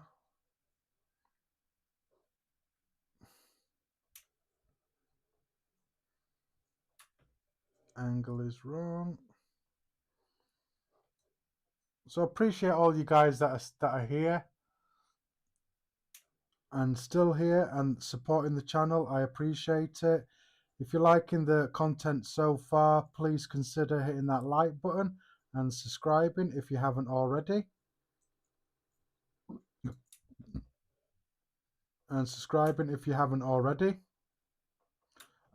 Does help the channel. Comments and shares and stuff like that doesn't half help the channel to progress and reach the right people. So I'm just doing this bit by hand because I just want a few loose wraps on there so it makes it easier for me to pinch. I've got to be careful as well because sometimes I'll go too far and break that outer stagger just there, which is not what I want to do.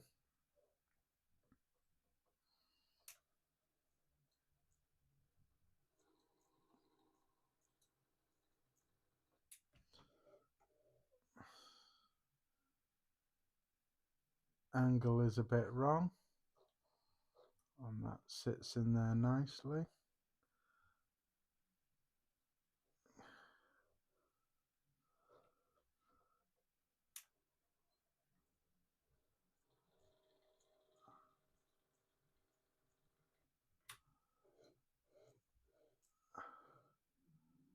So it is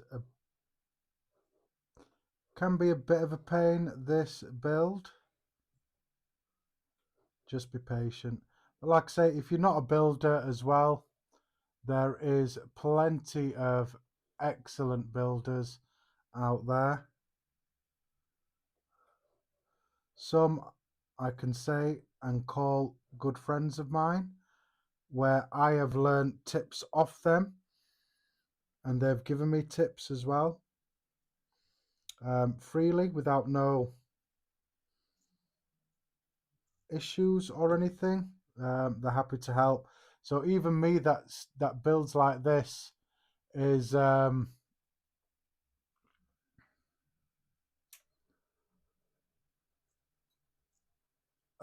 still learning as well, even now.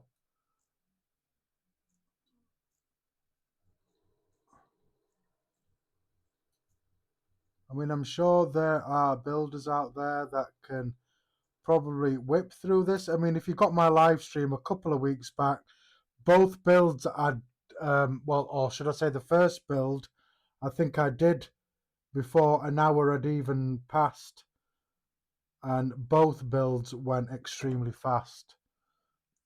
2 weeks ago, I think it was. Yeah, 2 weeks ago. My builds went extra fast and I whipped through it in no time.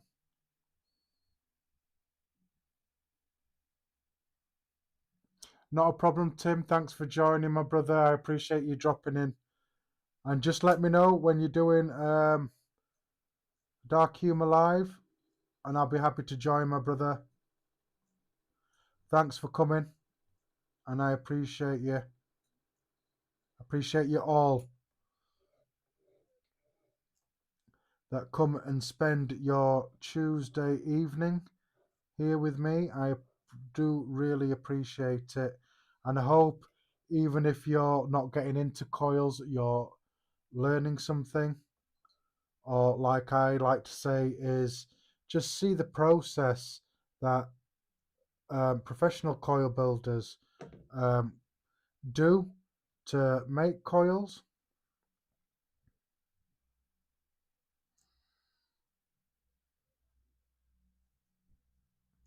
Because like I say, there are plenty of amazing coil builders out there.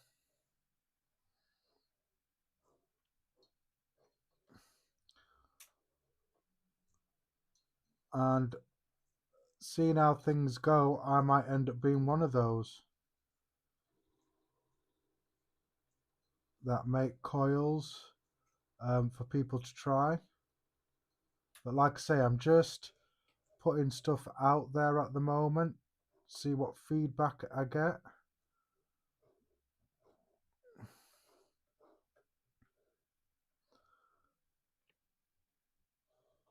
So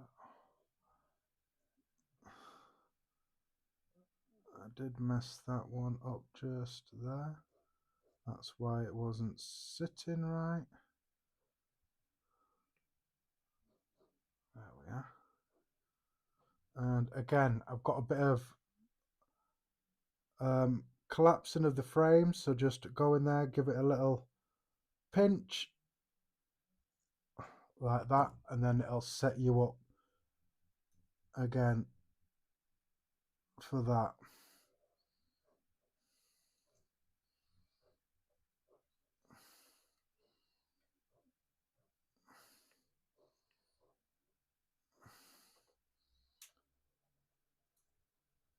So this is a time-consuming build, as you can see.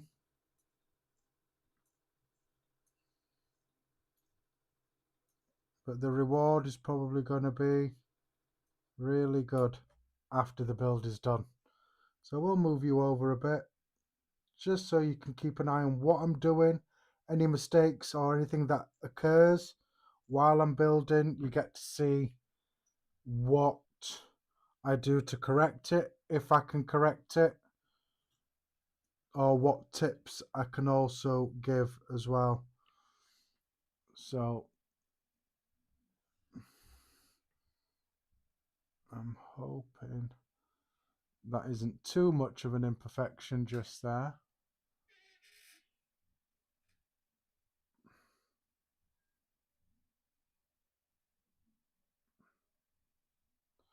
There we are.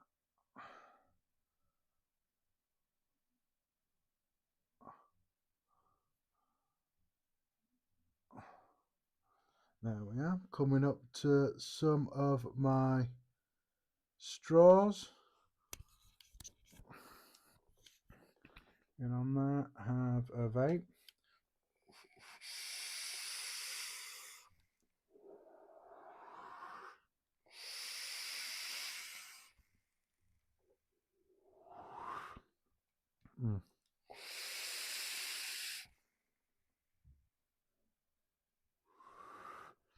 That coil is superb.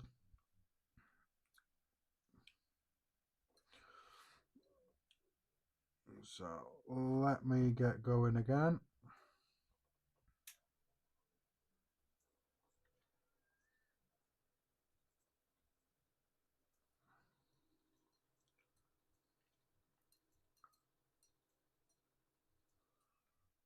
And And just stop there, give it a pinch.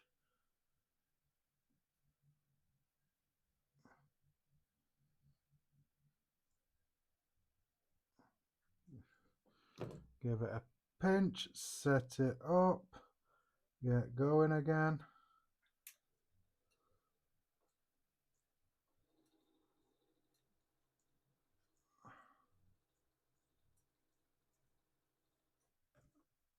And then if you mess up, just go back. Make sure everything's sliding in the correct groove.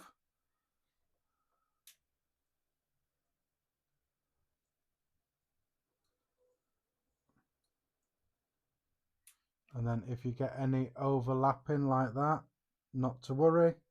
Straight in with your nylon pliers, or if it's me saying it, it's probably I've told you the ceramic tweezers, which they're not. The nylon pliers.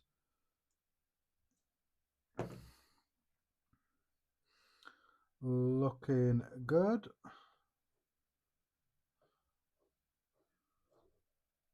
And let's get going again.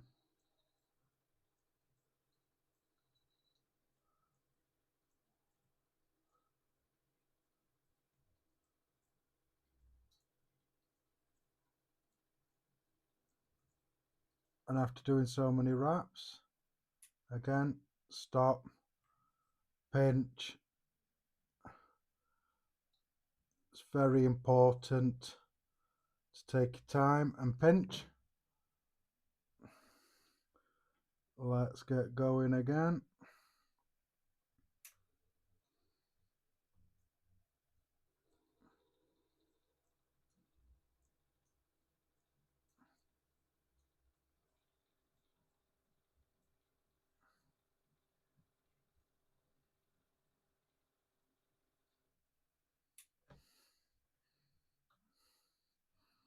And again, stop and give it a pinch. So I know this might be a little bit boring, guys. I do apologize. But this is just how it is.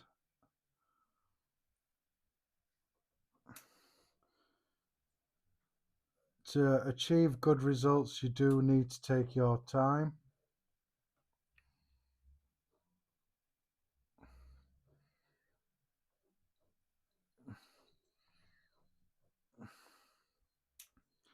Get going again.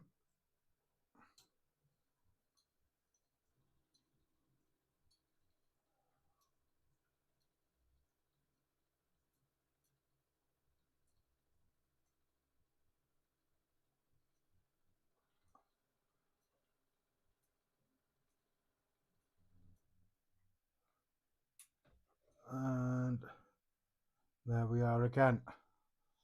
Just a quick stop and pinch.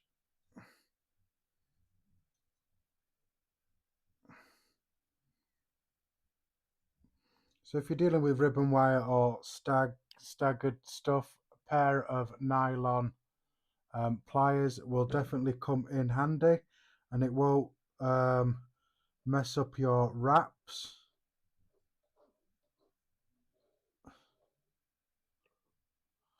It won't mess up your wraps.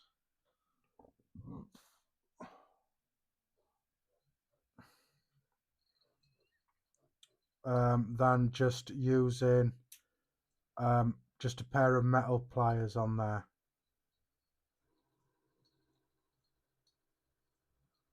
Because metal pliers might mess up your coil, might break your wire. So a pair of nylon pliers, definitely a good investment if you're dealing with staggers or ribbon wire or getting into it. It is a very big help.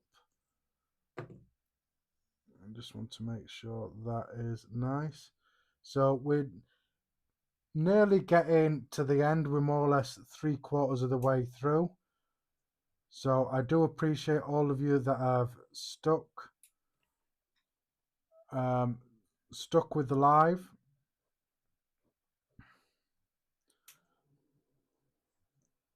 like I say, if you're enjoying the content so far, please consider hitting that subscribe button if you haven't already, and don't forget to hit that like button. The likes, the comments, the shares is what helps push this video to people who will benefit from it. Like I say, something different. Not many people build the coils. This is why I wanted to bring something slightly different to the table. What it used to be like back in the day, there's always people making coils and stuff, showing people how to do it. It's all about this for me in the community, is to help people, educate people. And if you ever have any issues or questions, feel free to hit me up on social media as well. Instagram is my preferred platform. Anything I post on Instagram automatically gets posted on Facebook, but you can contact me on Facebook Messenger. It's basically what I use the most, Facebook wise, is the Messenger, but you can get me on both platforms.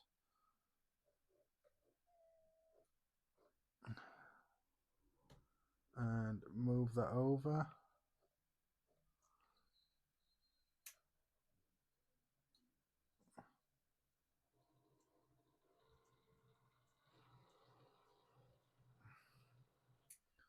And then that's what happens when you go too fast and get impatient.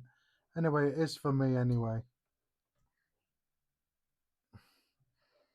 So I'm just going to go past them. Alternatively, if you don't want to do what I'm doing, like I say, those bits, just grab hold of your wire and pull down. It'll straighten it back up. And I will move you along, guys. Just let me get that here. And set.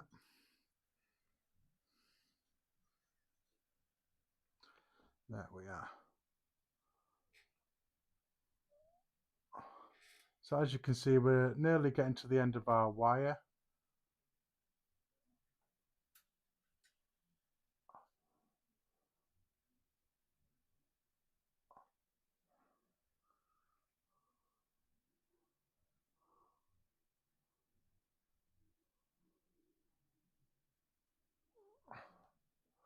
There we are. And you're back in view.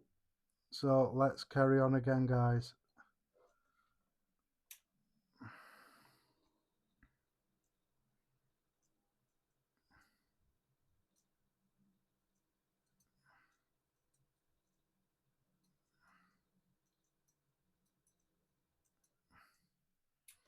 And again, just a bit of overlap just there. Give it a pinch. And then that will straighten stuff out as well and get everything nicely prepared. So I've got a little bit of a kink in there. I will just pull down with my fingers just to straighten that off.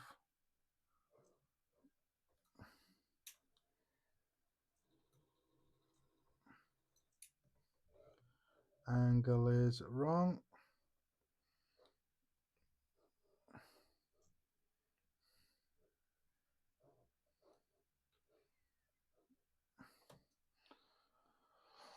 So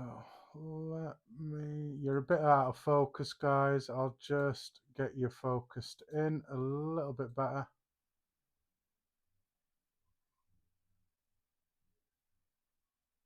There we are. You can see this a little bit better now. I like to try and keep everything in camera.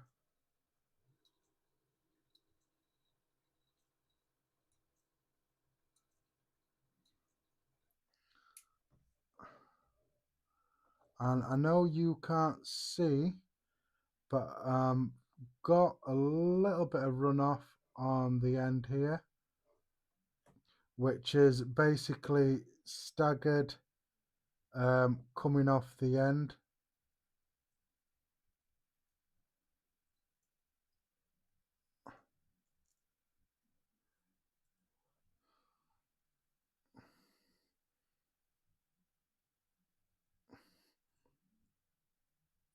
A little pinch. Keep going. Making sure all that is in the right groove and carry on.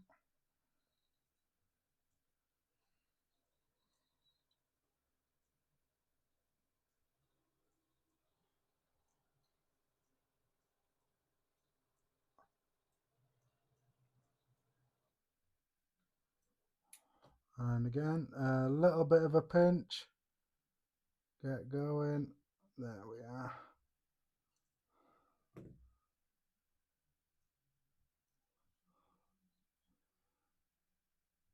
And carry on. Getting that angle right.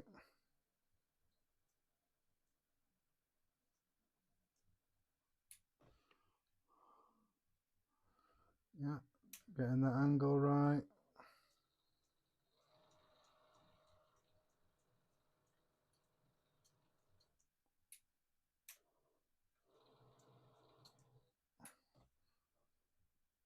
So there we are. So we're slowly getting there, guys. So what I'm going to do with one of these straws is I'm just going to pull that off. Hence why I cut down the center of it, is so I could get rid of it if need be.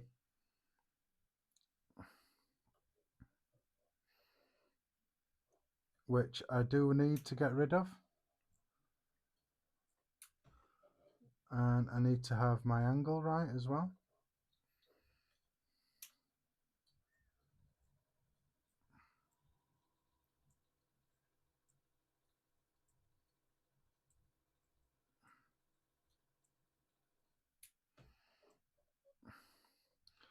There we are.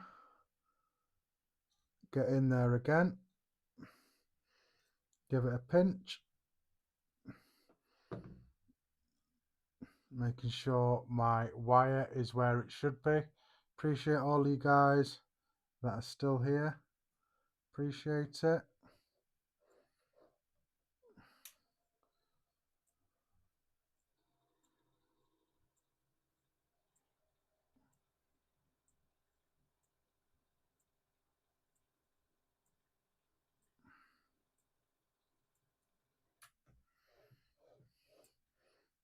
Messed up just slightly there. Let's give that a little bit of a pinch.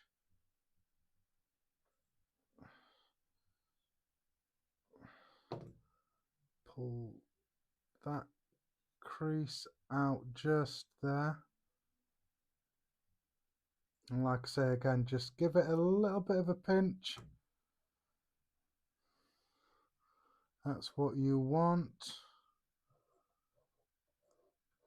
Is a little bit of a pinch.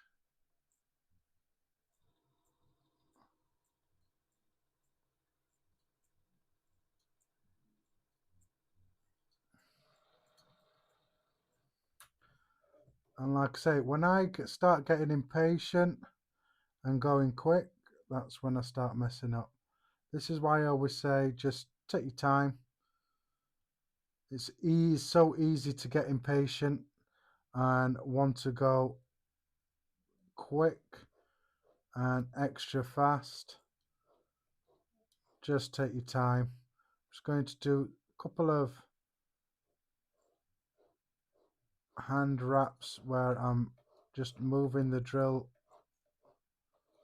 by hand, trying to get my angle right, which it doesn't want to. Give it a pinch, just carefully move that straw across. Have I got that right? So I haven't got that right somewhere. Is it there?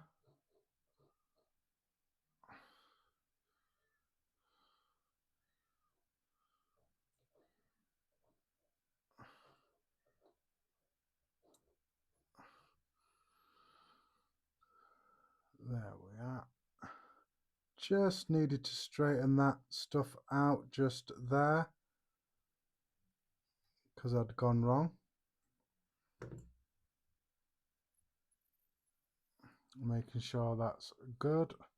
I'm going to try and move you over a little bit more. But as the camera moves, it gets just a little bit harder to get perfect.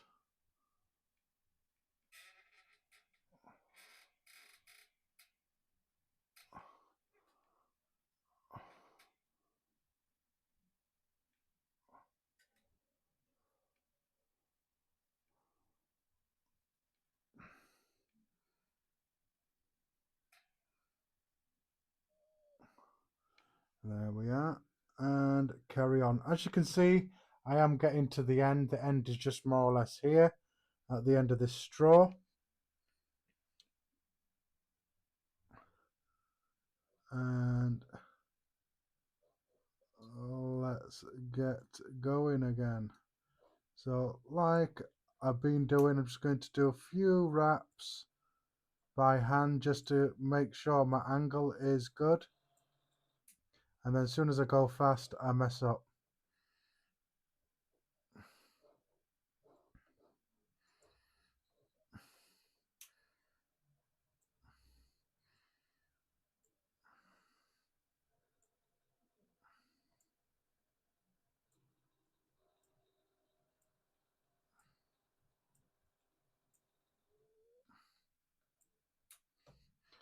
And then do a few wraps as normal, give it a pinch. And then like I say, as you pinch, it will sort out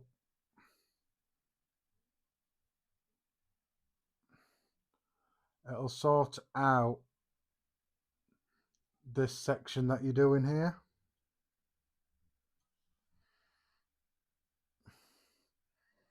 I'm sorry the camera is a bit weird.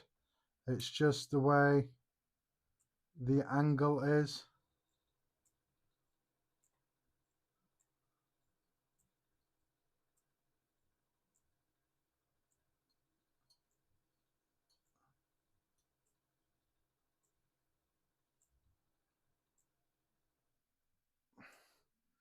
There we are. And again, I'm just going to move that over slightly. Give it a pinch. Get it all nice.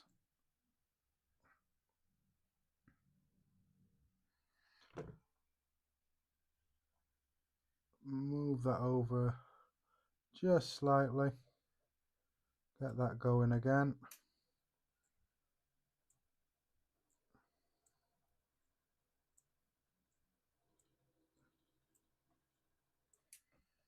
And again.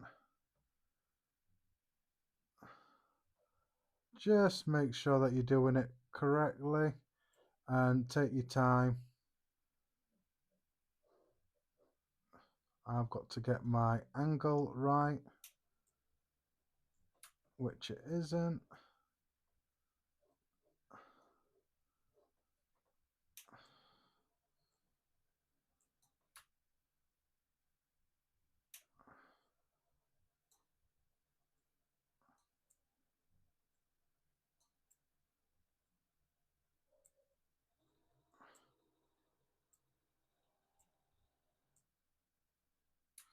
And after doing a couple, give it a pinch. Now I know this doesn't look good, it's just the angle of the camera that I've got it at. I am getting to the end of this.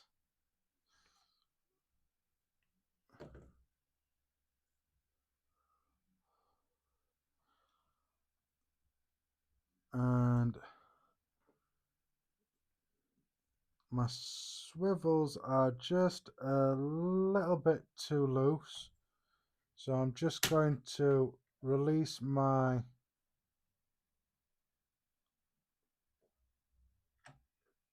drill a bit just to take that tension off there, which I have. appreciate all of you that are still here.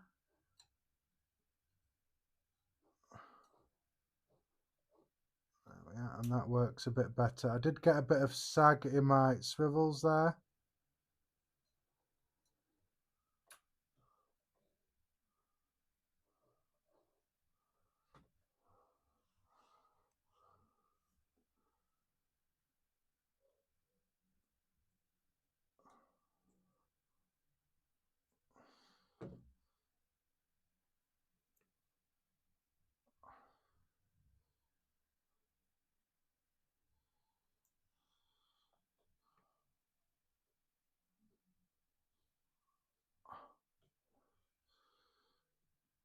Just making sure that stays nice. Just there.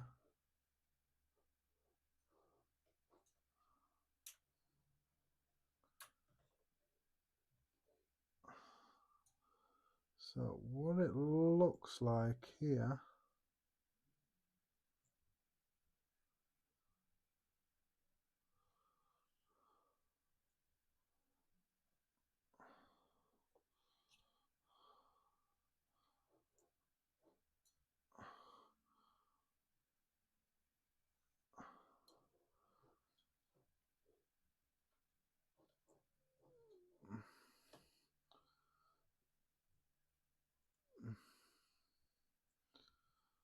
so let me just have a look at this.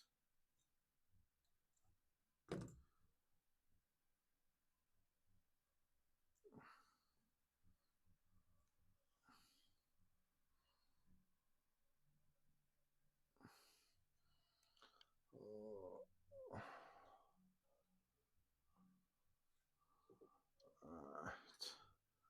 Getting some major slip here.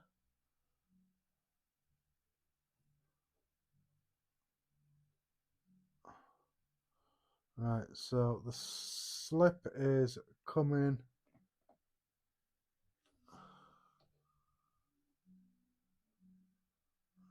through the inside of that. So I need to be just a little bit careful what I'm doing here, because looks like as long as that stays nice, those ribbon will stay nice as well. So what I'm just going to do is very, very carefully is I'm going to just hand wrap this.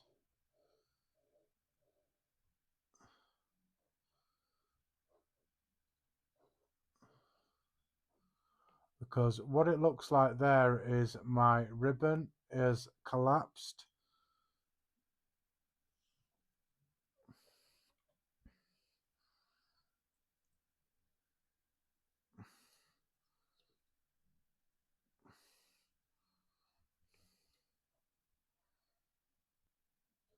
Yeah.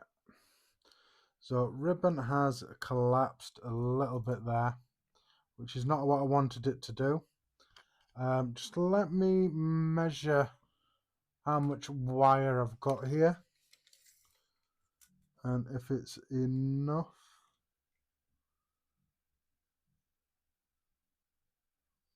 to make a couple of coils.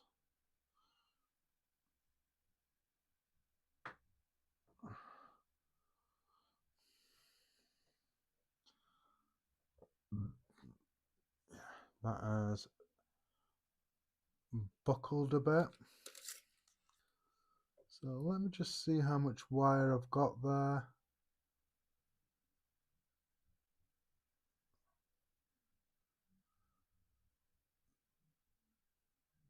So it should be enough actually there for a couple of coils.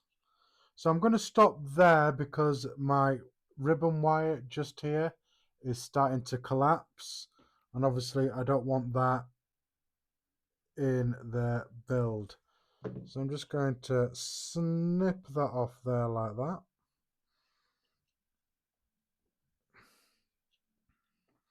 So I do want about a 5 wrap, maybe 3.5 millimeters.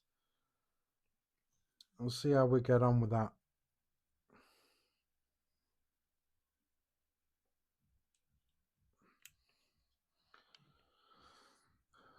So I'm just going to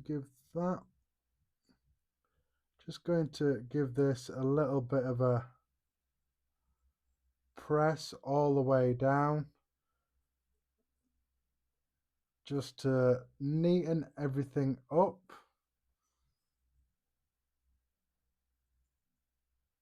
Which is working pretty well, to be fair. Just doing it by hand.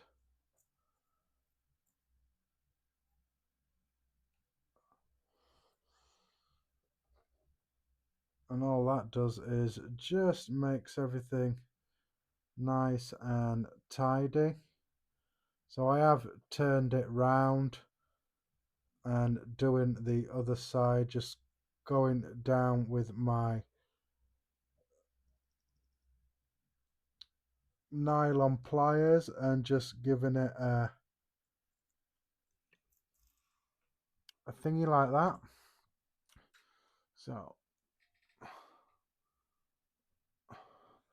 So there we are, guys. There is an 8-ply SSFC just there like that. So let me just chop that there like that. Get rid of that. Get rid of the ribbon tail just off there. I will get you a close-up, guys, once I'm done. And just give that a chop just there like that. So that's the coil build, guys. Thanks for everybody that is still here, still supporting. Let me get that off there like that. And where are we? Put you there. Just like that. So let me just do a little bit of housekeeping.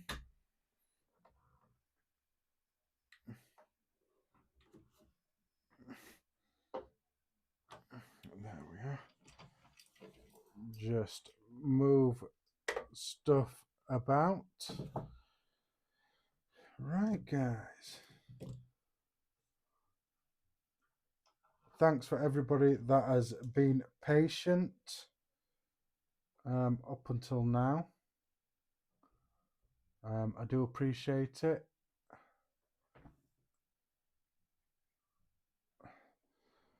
So let me go back to that view and give you a close-up. There we are. This looks nice. And that's even without putting it through my pasta maker, just to make sure everything's nice. So if you don't have a pasta maker like I've used in previous ones, just do it by hand, just flatten it. So for instance, get yourself a flat surface. I'm just going to use this just here.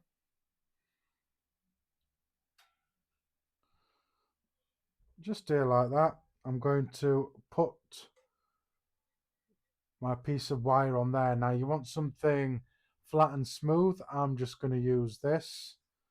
And then you're just going to roll over it very, very carefully. Not adding too much pressure. Just want to go over it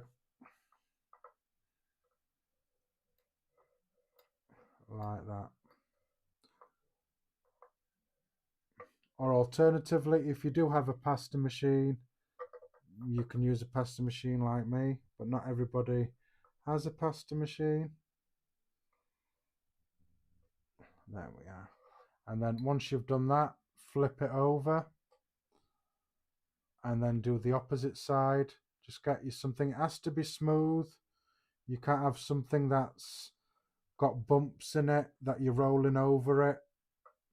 Otherwise, that's going to mess up your coil as well and show some imperfections and inconsistencies from the damage of that.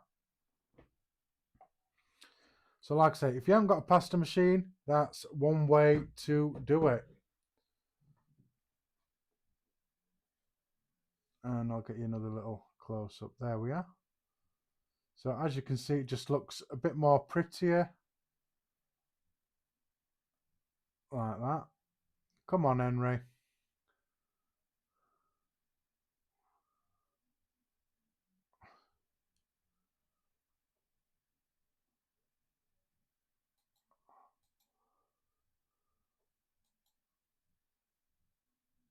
Come on, Henry. And there we are. Just looks a lot better. And a bit more uniform and pretty. There we are. So I'm thinking 3.5mm, about 5 wraps should do. Or I might even go 3mm.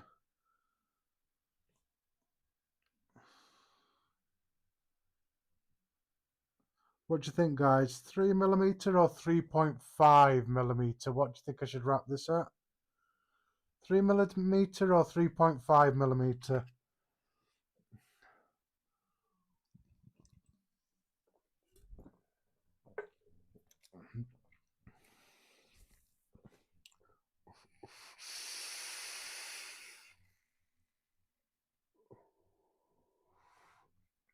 Well, it depends really.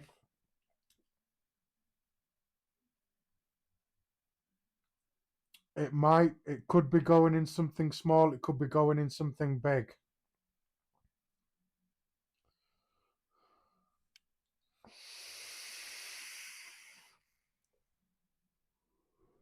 So Hungry Hippo, you're a coil maker. I follow you on Instagram, you follow me. If you were doing a build like this, how would you wrap it? Would you wrap it in a 3mm or 3.5mm?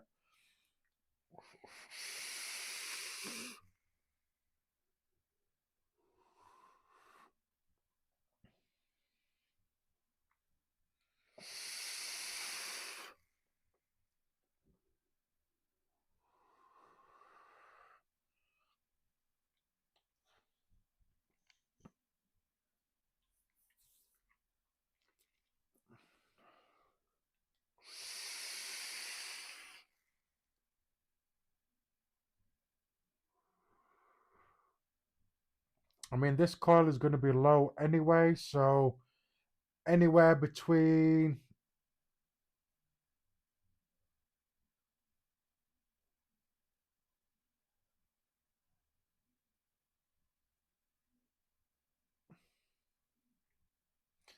definitely. So, like I say, it's going to be low. So you're probably looking between 007 to maybe 009, maybe.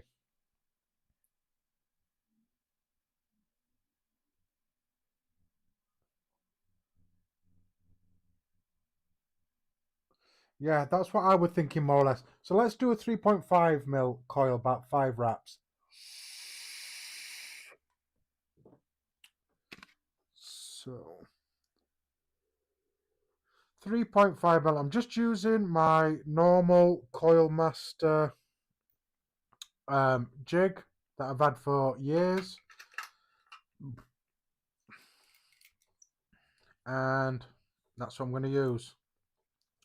I'm not going to use the bit that you roll around because it's just going to mess up the outer wrapping. So I'm going to wrap it by hand. I want about 5, I'd say about 5 wraps. So when you're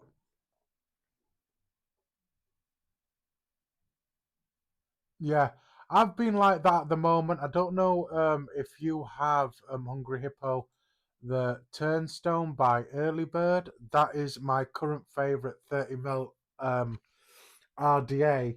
But Early Bird have also brought out an RS version, a 25mm Turnstone, but a great stuff coming out of Early Bird at the moment, and they're absolutely killing it. Formerly workers at Vapors Cloud. So yeah. So I'm going to leave a bit of a leg here. You are working with ribbon wire, so you want to wrap slow. Give that ribbon wire time to fold round that jig as well, because as you're folding, your ribbon wire is stacked like that. So it's not stacked at the widest part, it's stacked there. That's what's wrapping around the jig. So you want to wrap slow, give it time to bend round that jig and not give any chance for those wires to break or collapse in the center. So just wrap it slow. And your first wrap is always your most awkwardest wrap. So make sure you get that first wrap nice and tight. So that's one wrap, two wraps, three, and you want to get them in nice and close. 2, 3, and 4,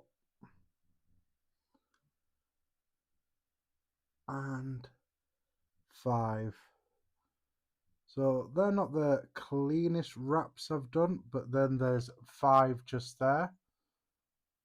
And then what I'm going to do is I'm going to wrap at the opposite end and go from there. So again, first wrap is your most awkwardest wrap. Get it in nice and tight. Almost push in to the coil to get it nice and tight. So that's 2, that's 3, that's 4, and that is 5. So what I'm going to do this side is very carefully, I'm just going to pull one of these legs just slightly and then finish wrapping that like that.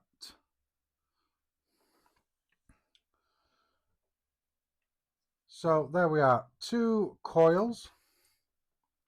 I'm going to cut dead in the center just there for the legs.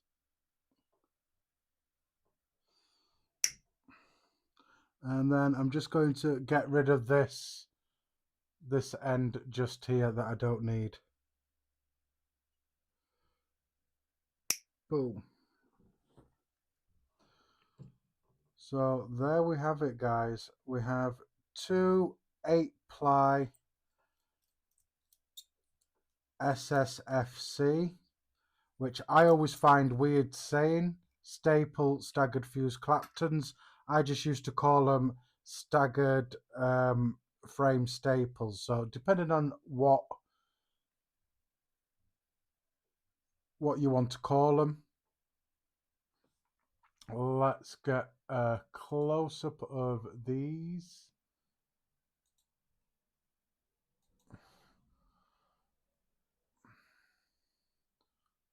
So there we are, guys. Nice and clean. Not too great on that first wrap on the first coil, but there we have it, guys. Nice and clean. A very hard coil to make, but yeah, really good. Now, what am I going to put these in? That is the question.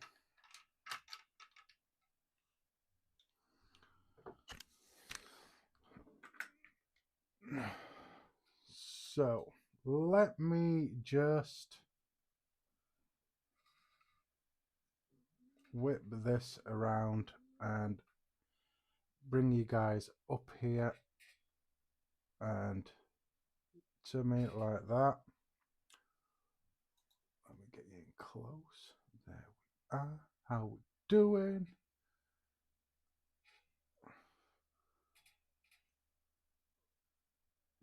There we are, guys. So I'm gonna just bring you in close for now.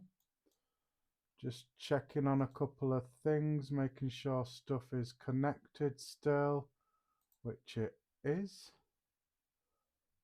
Boom. Right. So let me just tidy this up a bit. So, guys, this is your chance to actually win a giveaway, because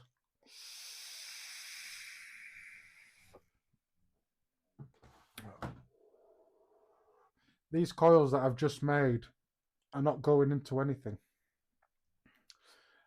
They are what I'm going to give away in this live stream. Is these set of coils, just here like that. Come on. So these coils here, I am not going to put in anything. So this is your chance to win these coils. Like I said, if you've been following me on social media, I did mention today that there will be a giveaway. Nothing too special, but people are always asking me about coils, and I thought that's what I'd do. So if you want to win these coils, I am going to run a giveaway. So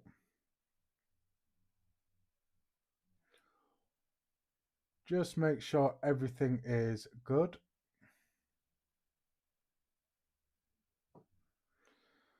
So running the giveaway now. So what you need to put into the chat is this, which is what I'll put in, which is not what I want to do there. So let's see if this will let me do it. So in the chat,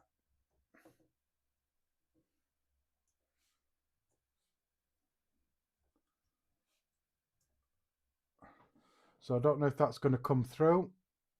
Is that going to come through?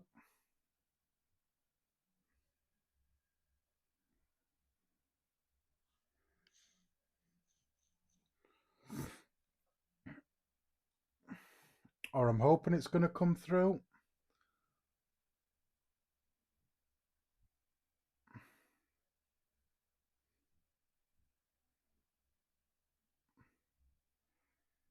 Which I don't think it has come through. Just let me have a quick gander here. Just want things to refresh a bit.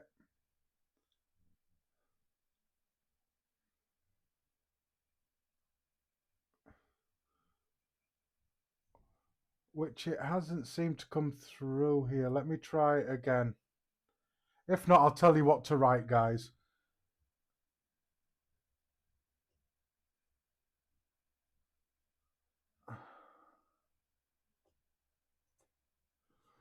Does that come up? Right, for some reason, computer side, it is not working. So what to win these coils in the giveaway? There we are. So the giveaway is going. So what you have to type is exclamation mark, capital F, capital C in the chat to get yourself in the giveaway to win these coils that I've just made. So like I say, exclamation mark, capital F, capital C. Get that in the chat and we'll run a giveaway. But it doesn't mean I'm not going to set up something. I am going to set up something. So for those who are watching, like I say, to win the coils that I've just made, you need to put into the chat exclamation mark, capital F, capital C. Get that in the chat straight away, and that's what you'll get to be in this giveaway. So a couple of people have jumped back in. I am doing a giveaway of the coils that I've just made now. So to get them done, you need to put into the chat exclamation mark, capital F, capital C to win them. So I don't know why my actual computer is not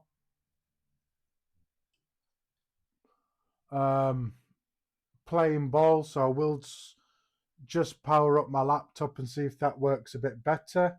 But the giveaway is going on now, guys. Like I say, exclamation mark, capital F, capital C. Get it in the chat now to win the coils I've just made.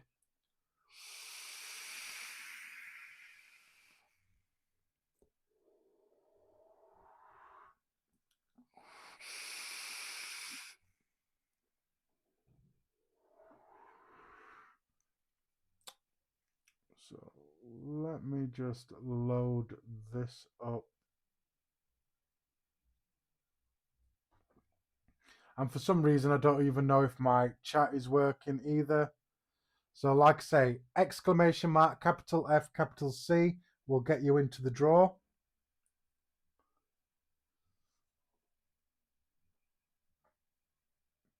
And I don't believe, let's refresh this. Come on.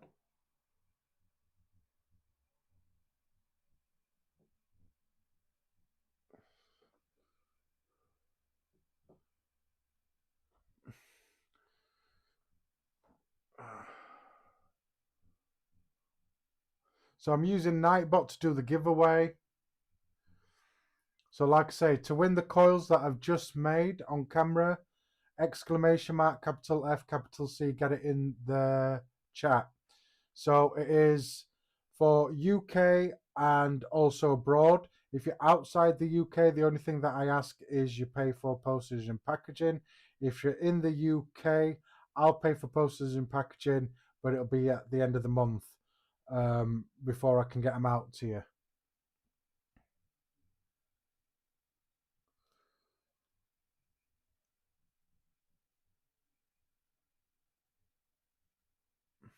So any of you guys want to get into the draw? So let me just load stuff up on my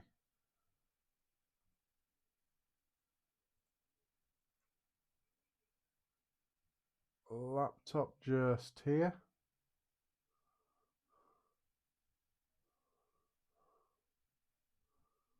There we are, top chat, live chat. Let me see if this works. So exclamation mark, capital F, capital C. Right, that should have come up. There we are. No, I've got it wrong. Don't do that.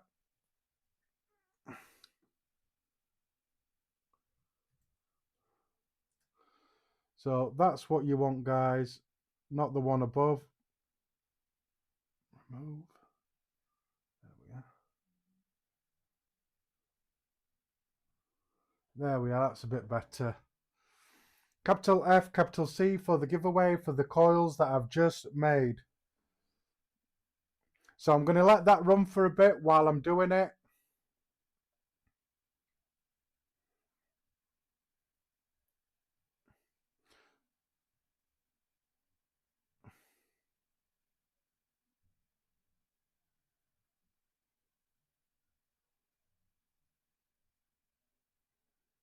Not a problem, Hungry Hippo, not a problem.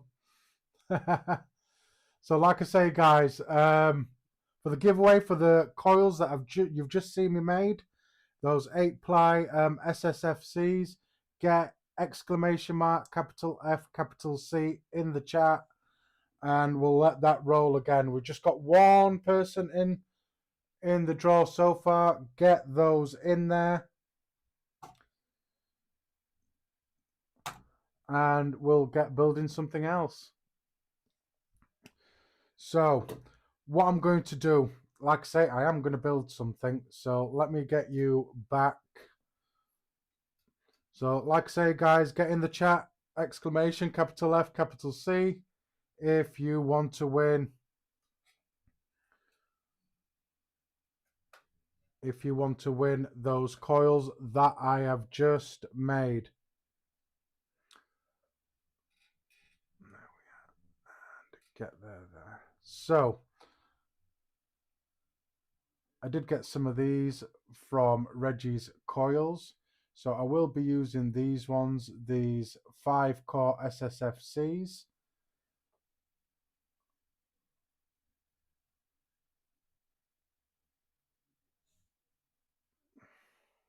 Okay. There we are. I just needed my mouse to kick in then.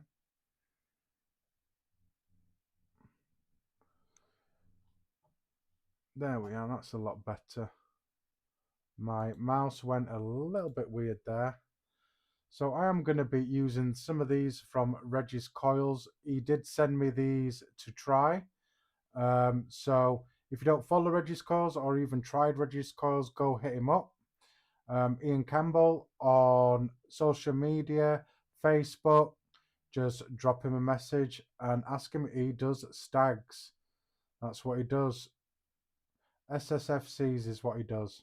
So we've got some 5 cores, 5 times 28 wrapped in 36 NI80, 4mm ID, 4 wraps, 0.15 to 0.19 single coils.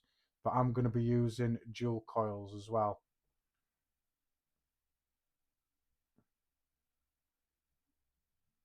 Yeah, the really, really good coils these are. Really, really good coils. And the only reason that I got this is from my boy, Aussie Cook. He was chatting with Ian and saying that obviously I wanted to do a segment in my lives where I'm using a professionally made coil as well as making coils. And he dropped me a message and he says, would you like to try some of my coils? I'll send you some over.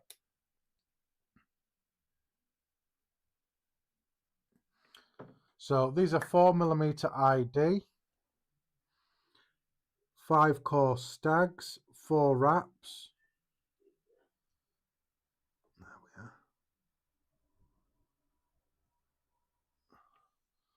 So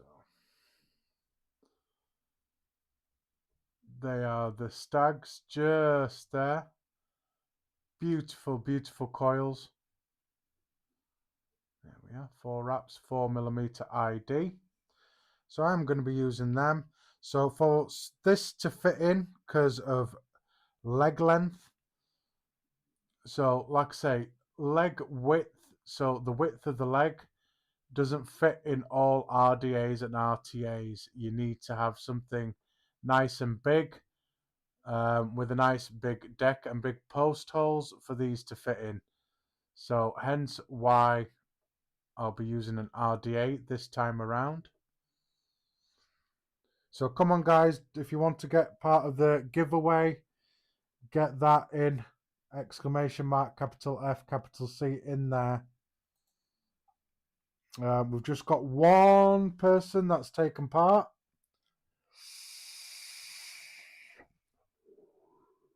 Like I say, this is worldwide. If you're not in the UK, all I ask is you pay for postage and packaging. If you're in the UK, I'll get them sent off at the end of the month.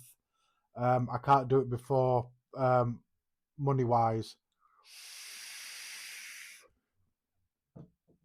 So get your votes in, like get your thingy in, exclamation mark, capital F, capital C, like Lee Swettenham has done. So even if you're not in the UK and you don't really want them, get into the draw because you can always piff them or pass them on to the next person in line. So I will be building on the Vortex. I haven't had this out in a while and I like this RDA. Is it as good as the Turnstone? I'd say the Turnstone is better, but still a nice, good, flavoursome RDA. 30mm in diameter. So I have featured this RDA before. It's not retro, but what I put it on will probably be retro. So let me get this on here. So if nobody else gets in the competition, it looks like Lee Swettenham is going to win. So like I say, giveaway for the coils that I've just made. Exclamation mark, capital F, capital C. Get it in the chat. Get in the draw.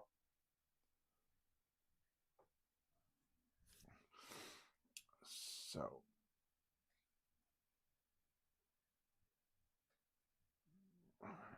come on, Henry. There we are, Henry. There's a little bit better there. And you can see what I'm doing. So these coils will need cutting down. which I think a 6mm will work perfectly for the coil length that I want to do. So 6mm is where I want to be cutting the legs at. So I don't get coils everywhere, I'm just going to snip the legs into my bin. So that's one. So very nice coils from Reggie's Coils. I have been testing them out and trying his coils, and they are absolutely phenomenal. An amazing coil maker, and can't complain one bit.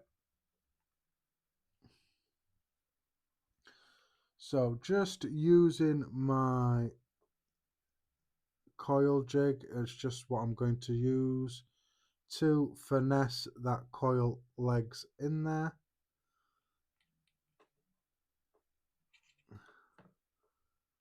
So I want to make sure that they're in there nicely, give extra room for the legs just to sit in. So I've just unscrewed the legs just slightly.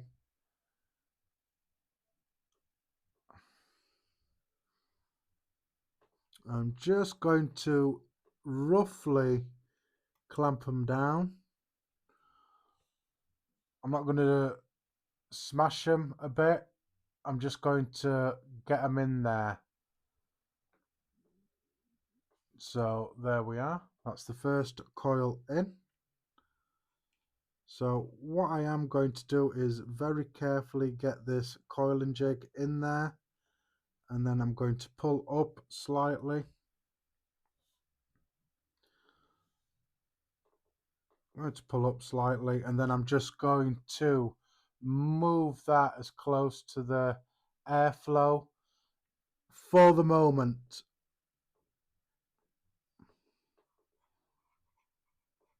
So that is a tight 4mm there.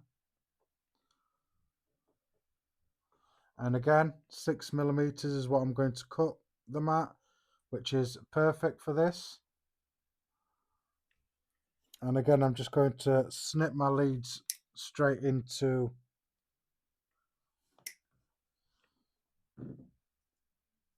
the bin, and then carefully just finesse those legs in there. There we are. So just going to gently pop them down. I am going to release the screws just a little bit more, just to give a bit of extra room for those legs to sit in there without losing the screw.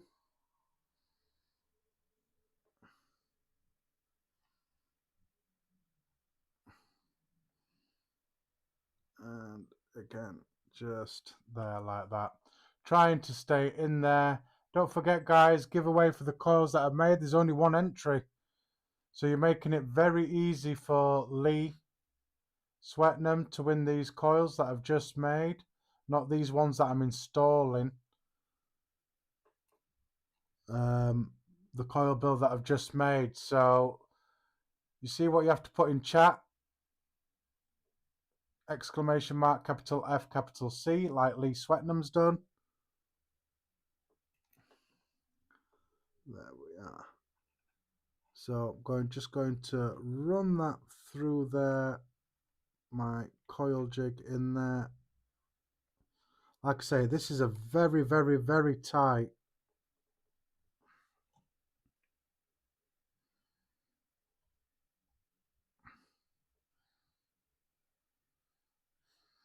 very, very tight 4mm. So there we are. Let's get that in there, and then just move them slightly. I want them fairly close to that airflow, but not too close. So round about there, I'm trying to stay in camera view, guys, Trying to make sure there's no wonk on there whatsoever. So about there should be good. And again with this one, I just want to more or less slam it near the airflow, but not too far away from the airflow, which I think that is perfect, just like that.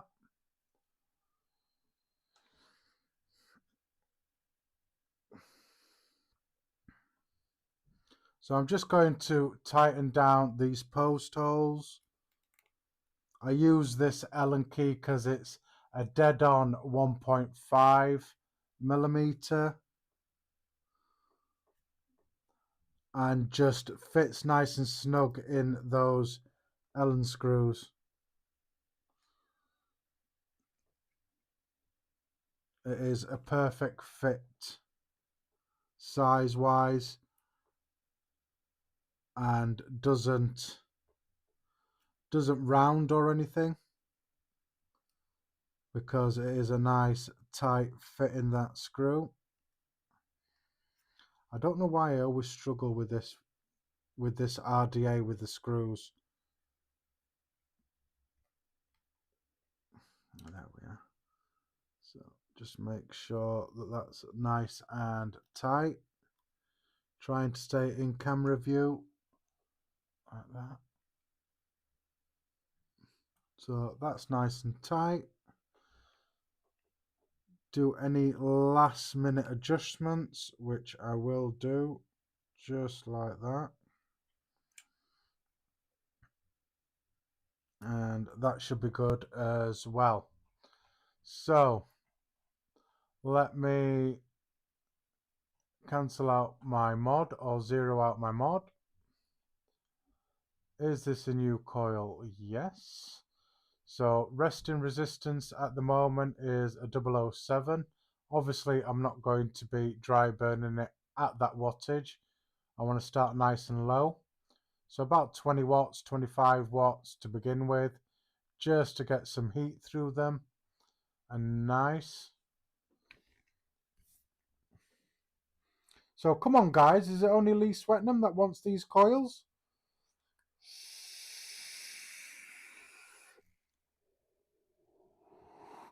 Exclamation mark, capital F, capital C.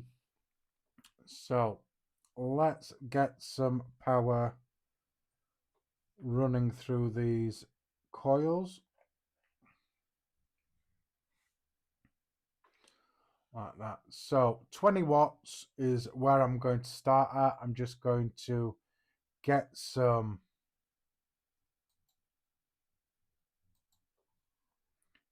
heat going. That's a little bit better. Bring you out. There we are. That's a little bit better. Come on, Henry, get your ass in gear.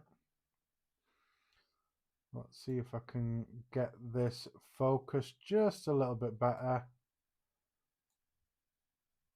So that's definitely no. So yeah, there we are, guys. So let's, like I say, start with introducing some heat.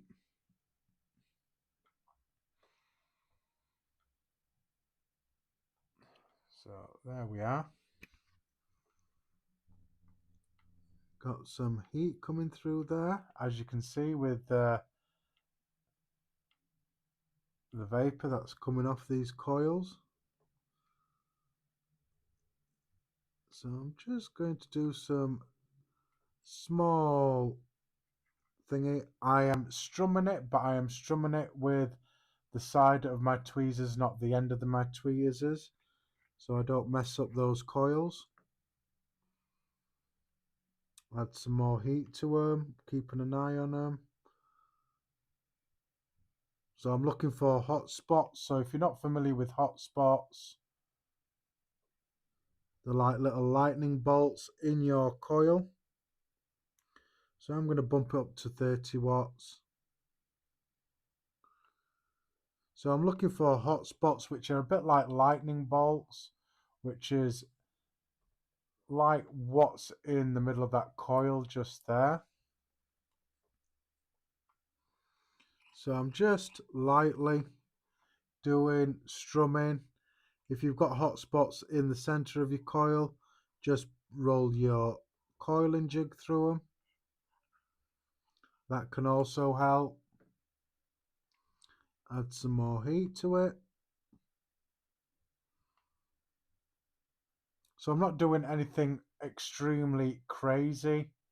I'm just adding heat slowly. Checking for hot spots, which I am getting just slightly. I'll just give that a little bit of a poke on the inside. Introduce some more heat to it. There we are. So we are getting some nice colours off these coils. Some really nice colour off these coils. Just going to strum the inside slightly, like that.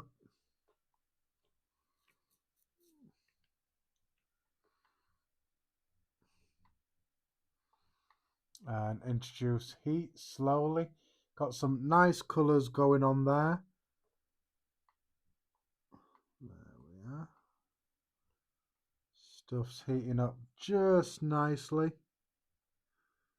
Taking its time. There's no rush. And then if you're big on colour as well, you will get some nice colouring going on here as well.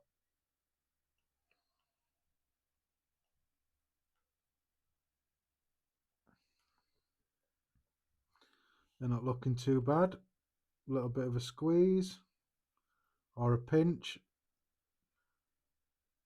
like that. Just going to give it a little bit of a strum.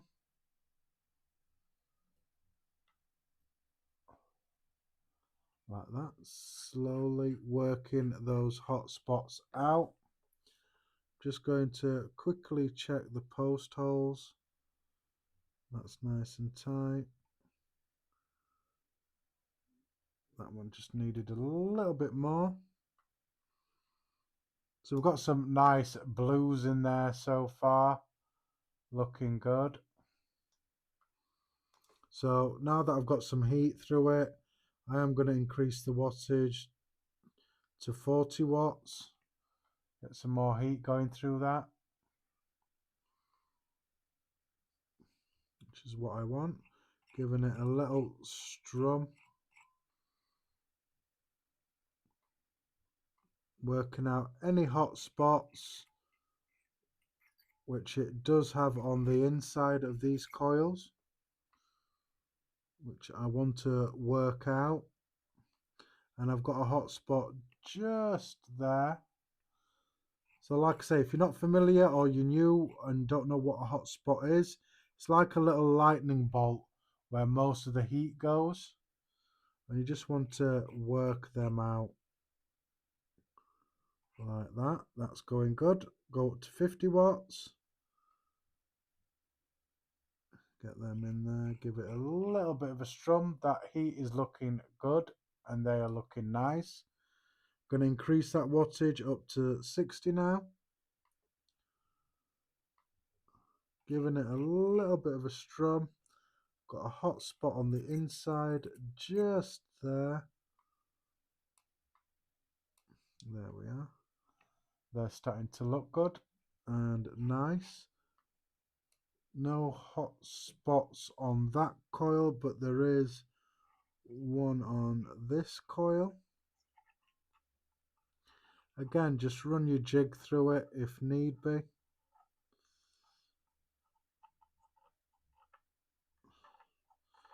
There we are.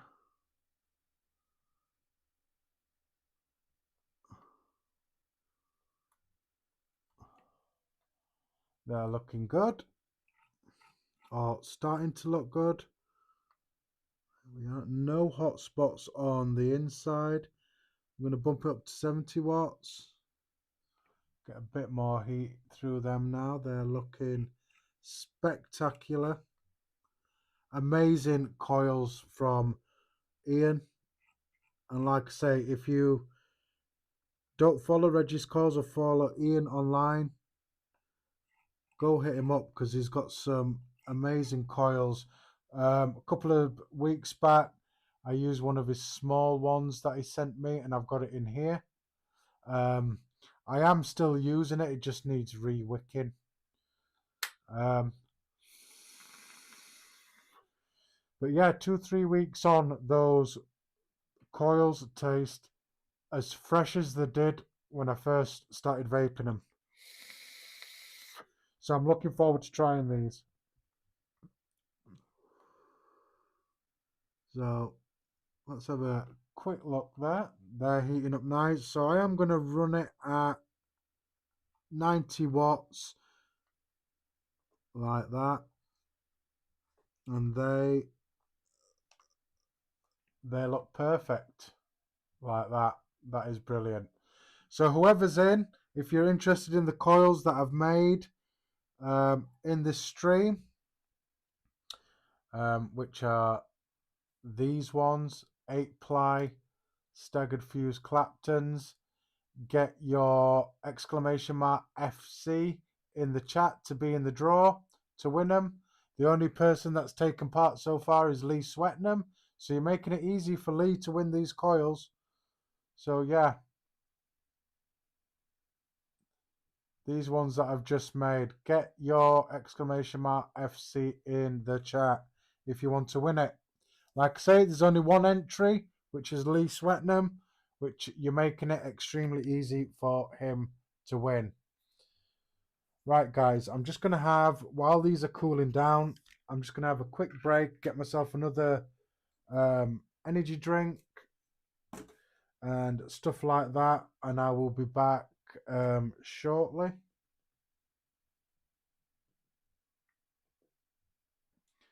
And just like I said, I'm just going to have a break, grab another drink, have a quick toilet break, and we will go from there. So it shouldn't be too long, guys. Talk among yourselves.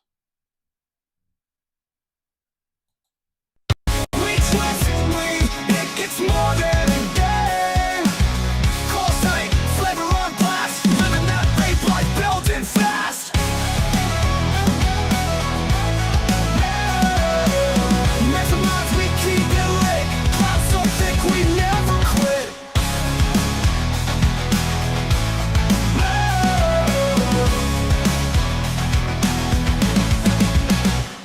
The beat magnetic if you don't choose straight. Re-wick, refill, and vape all day. This ain't goodbye, just a little break. More bills, more chill, more clouds to make.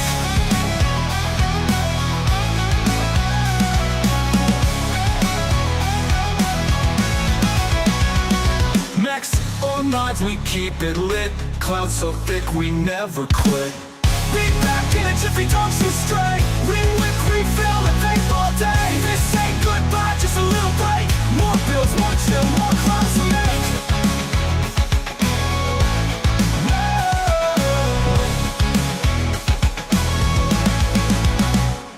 The beat magnetic if you don't choose straight. Re-wick, refill, and vape all day. This ain't goodbye, just a little break. More bills, more chill, more clouds to make.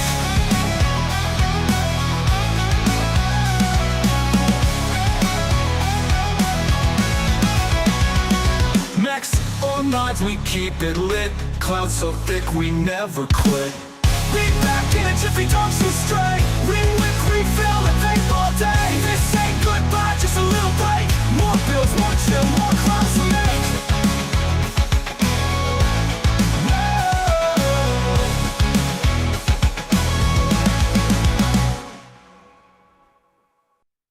We twist, it gets more than a game. Coils tight, flavor on blast, living that vape life, building fast.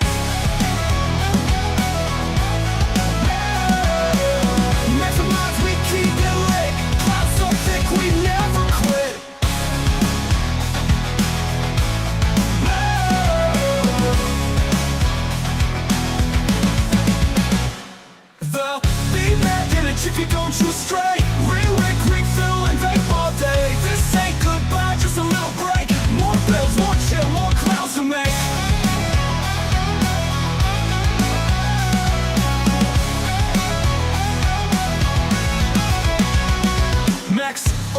we keep it lit. Clouds so thick we never quit. Be back in a jiffy, don't shoot straight. Rewick, refill, and vape all day. This ain't goodbye, just a little break. More bills, more chill, more clouds to make.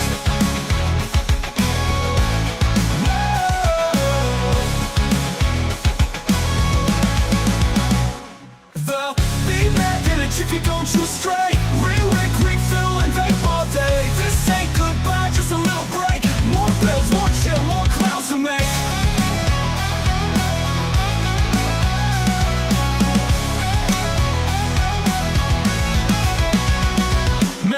All nights we keep it lit. Clouds so thick we never quit. Be back in a jiffy, don't shoot straight. Rewick, refill, and vape all day. This ain't goodbye, just a little break. More bills, more chill, more clouds to make.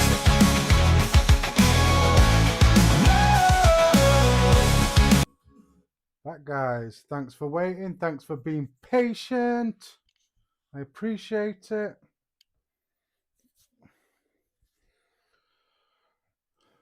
So, there we are. They've cooled down.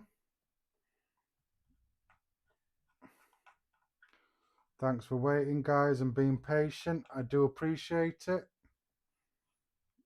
So we are. Is this a new coil? I won't have a look at it just yet.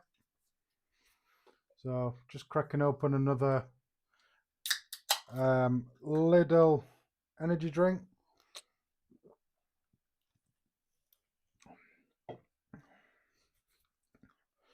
Stay good. I'm gonna have a bit of this.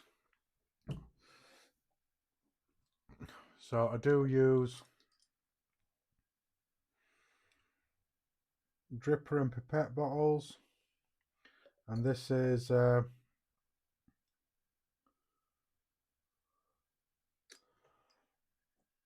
white chocolate and raspberry donut. Completely forgot the name there. So it was a Dark Stars Lab that did make a return. And something's just told me that I have over dripped.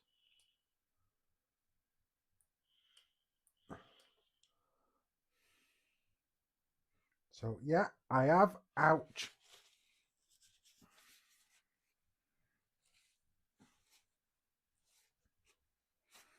Nice one, Faz.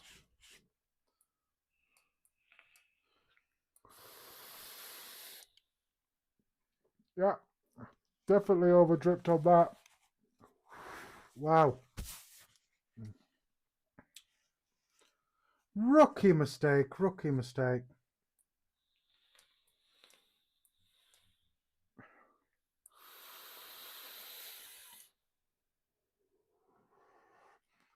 Bit better.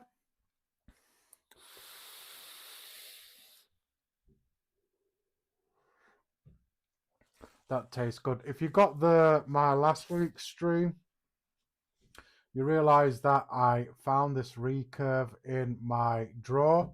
Did not realise that I had the V2. Got excited because I thought it was V1.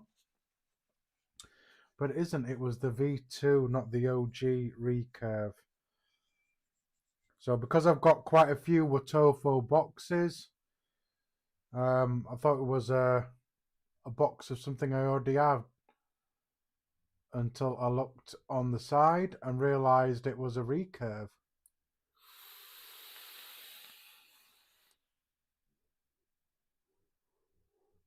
So yeah, nice little find, and to be fair, I can't remember even purchasing this, guys, to be fair.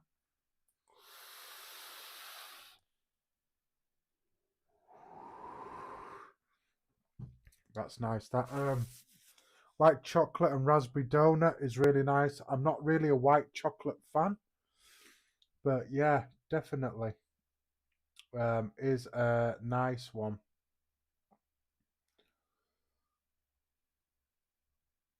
So I'm just gonna knock that off there. So come on, guys, get in the giveaway.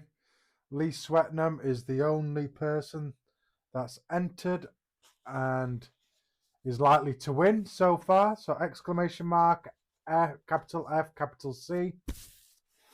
We'll get you the coils that I've made today, not these ones. These are Reggie's coils. So we're resting at a 009, which is nice and sweet, nice and cool. Let's get this wicked up. So 4mm cotton.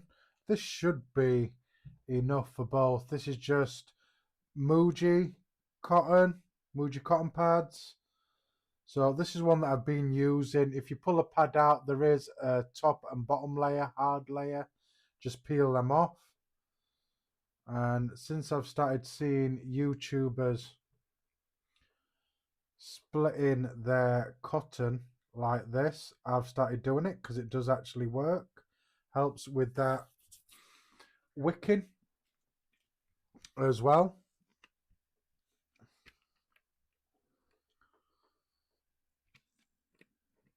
So like I say, just agitate it slightly. Just want to pull those fibers apart. And like I say, it does help with the wicking.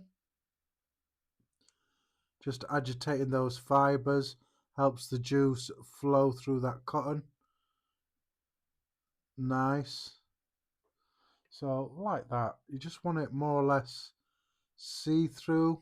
You want all those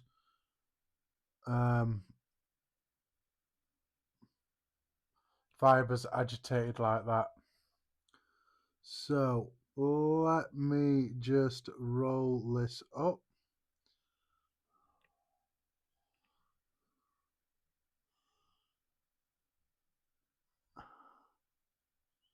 And that might be just a tiny bit too much cotton there. So I will just pull a slight little piece off there. Try not to touch the middle part. I want to keep that nice and fluffy. And then just spin the end like that. So like I say, there is a giveaway for the coils that I've just made. If you're jumping in and jumping out, get exclamation mark, capital F, capital C in the chat. That is perfect. So a little bit of resistance in there, but nice. There we are. So I'll do the same with this one. I'm just going to agitate it slightly, pull those fibers apart. Like I say, helps with that wicking. So we'll just pull a little bit off straight away because I know I'm not going to need all of that. And like I say, just agitate that back. Just pull that away. I will turn it round and start at this end. And same again, just agitate that and just pull those fibers apart, and that will help with wicking. And then roll. Like I say, when I'm rolling, I want to try and not touch the center. I want to keep the center nice and fluffy. So I don't want to be handling the middle part too much.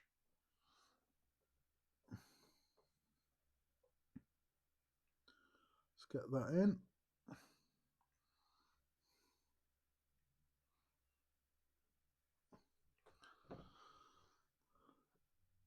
And pull that through. And like I say, there's not a lot of resistance, but it's not slack either. That is nice. So these won't get wasted. That'll go back in my thingy. Nice, cheap and cheerful. Muji cotton. Got a big pack for, I think, 10 quid, something like that, off eBay. So what I'm going to do is I'm just going to roughly measure these and just give that a little bit of a trim to begin with. I'm not going to really thin it out. I just want to agitate everything. So even though I'm thinning it out slightly, I'm more agitating it. Excuse me. It's a nice big juice well as well. Oh, excuse me. Nice big juice well as well. And it's not really hard to wick an RDA, to be fair. And they just sit that in there, nice and fluffy to begin with. Once it's wet, the wicks are wet, I will make a little channel in the center just for juice to escape to. And same with that. I'm just going to cut that flush with that one. And again, I'm not really thinning it out, I'm just more agitating the fibers of that cotton. And that will help obviously with that wicking as well. So chop that, keeping it nice and fluffy. So still again, just Lee Swetnam in the giveaway, making it very easy for Lee to win those coils. And then just drop that in there like that, nice and simple. I'm going to make just a little bit of a well there, but once it's all juiced up, it'll be easier to separate there. And that's just for when you drip in your juice. When it goes down the center, it'll disperse into the deck like that. So the juice that I'm going to use is going to be that white chocolate raspberry gel nut. I've been liking this juice at the moment. I know what it tastes like. Normally I'd use my G14 benchmark juice, which I use to test stuff, but yeah. So I'm just going to drop some juice on there, get some working on that cotton, get that cotton soaked, which really didn't take that long.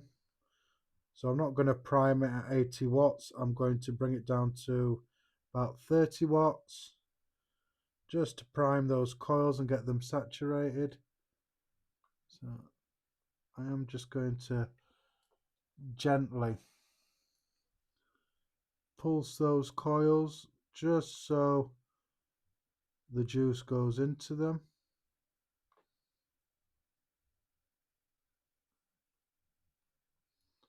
There we are, and that should be good.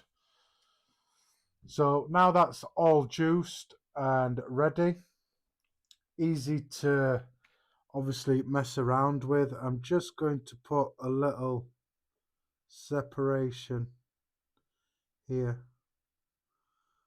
Try not to mess up the cotton too much. I just want a bit of space there for when I'm dripping juice. So if I make a channel, the juice will feed to the wick a lot better like that. So let's pump that up a bit.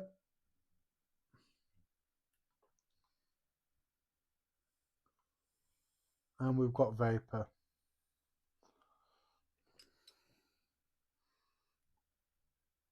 We'll just put a little bit more juice into those coils.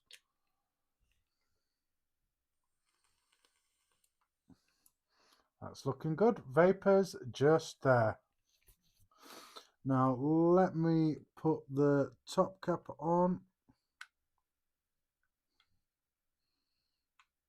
There we are. Make sure there's no shorts, which there isn't.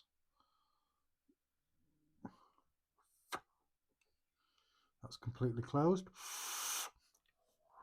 That's completely open. So that's it all built. It's not touching on the top cap or whatever. So let me get this off.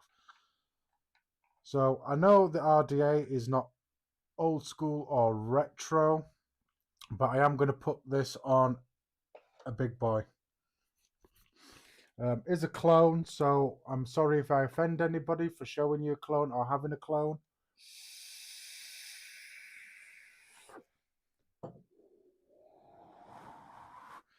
But I'll stick it on my bench warrior, which is the Hog V1. Like I say, it is a clone, but more or less built exactly the same way. 4 batteries in parallel, voltmeter just there, fire button just there. Platform there, 510 with adjustable pin. This isn't reverse threaded, it is lefty loosey, righty tighty.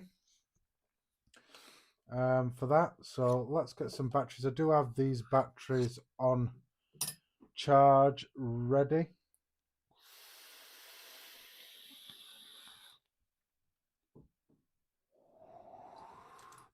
So let's get that in. So I'm using some P28s molly cell with some OBD booby wraps on there.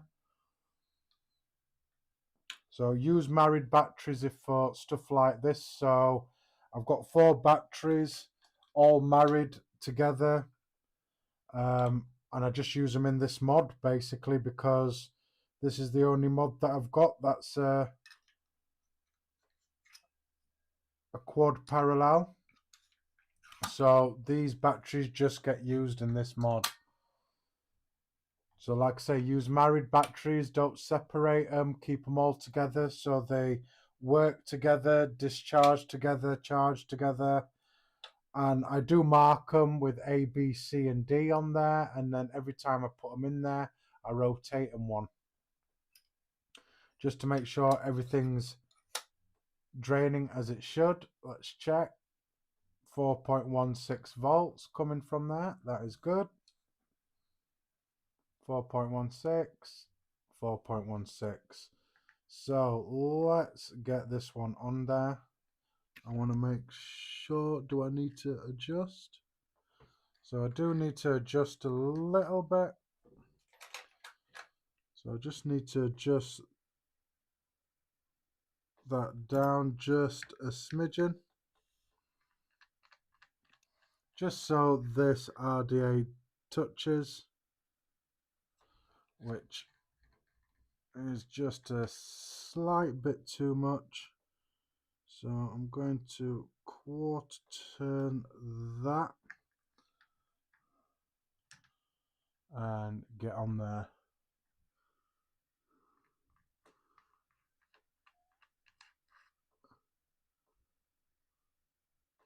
So that's quite not touching now. So bring it up just slightly.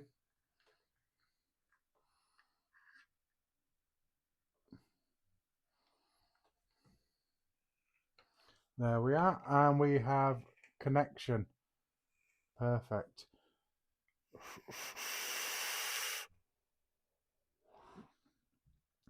Oh wow. Wow, delicious.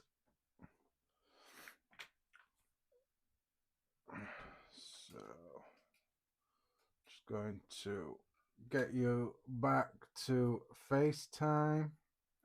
Looks like I'm adjusting a car bloody mirror. Come on, Henry, get that autofocus off. Get you back a bit there. And there we are. And I'm back, guys. So again, there's a giveaway for the coils that I made today. There is only one entry, Lee Swetnam. So if you want to win the coils that I made today, get exclamation mark, capital F, capital C in the chat, because at the moment it's just Lee Swetnam that's going to get them because he's the only one that has entered. So I'm just going to blow my nose, guys, and nobody wants to hear that. So I'm just going to turn my mic off for a second.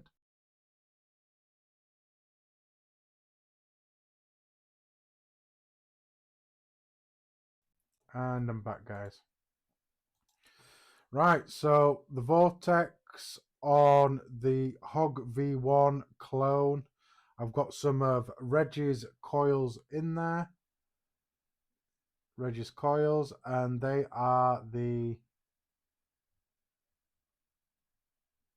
5-core SFCs, 4mm diameter, 28 gauge, 28 gauge. Let me get this right, give you the right. So 28 gauge core, wrapped in, staggered with 36, sorry, and then fused together with 36. And the coil came out at, completely forgot now what the coil came out at.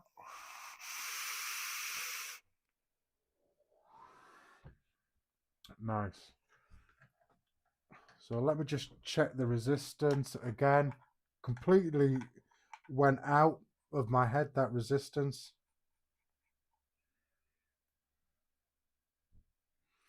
So 008, I believe. 009.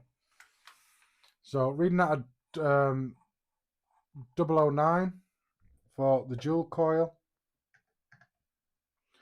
And like I say, I have got it on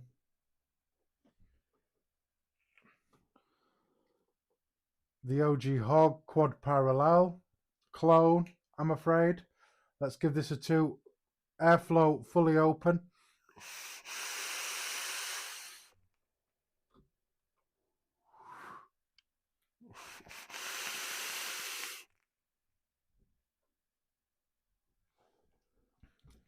Absolutely delicious. Oh. I've got to admit, Stags has become one of my new favourite coils to vape. Let's get going again.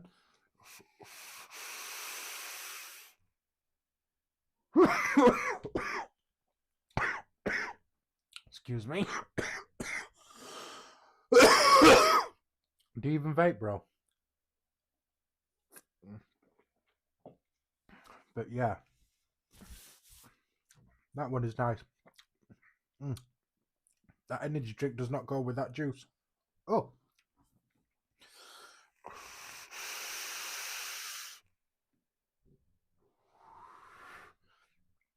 Vapor production, great. The flavour is nice and crisp. I can't fault the flavour at all.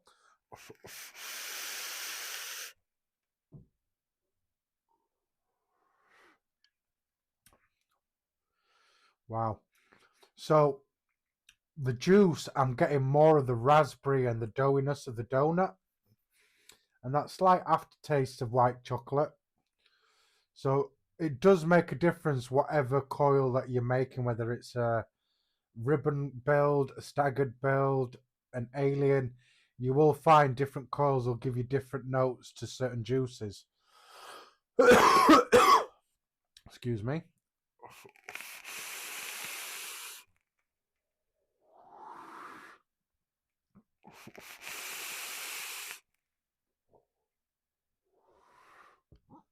Flavor is phenomenal.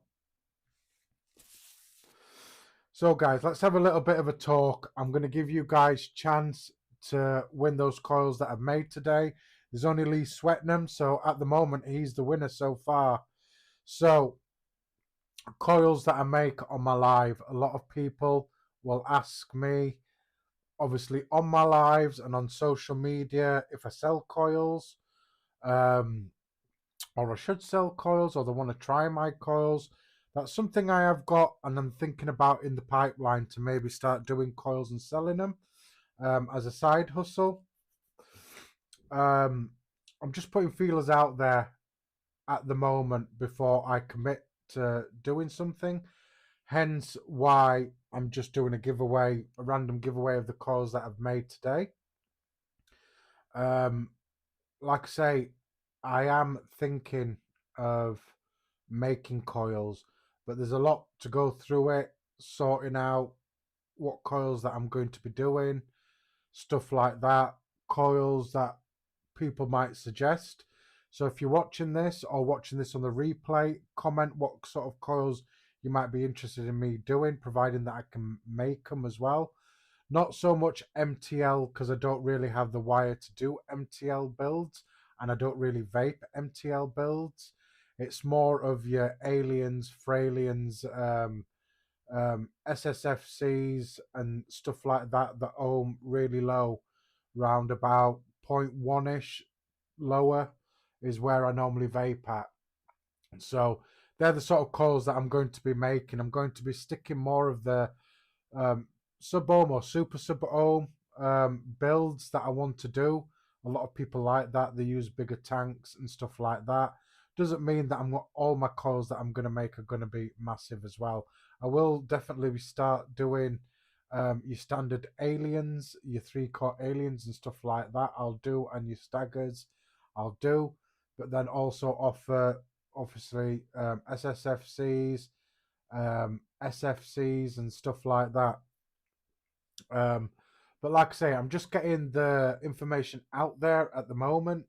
So yeah, I'm going to see how it goes.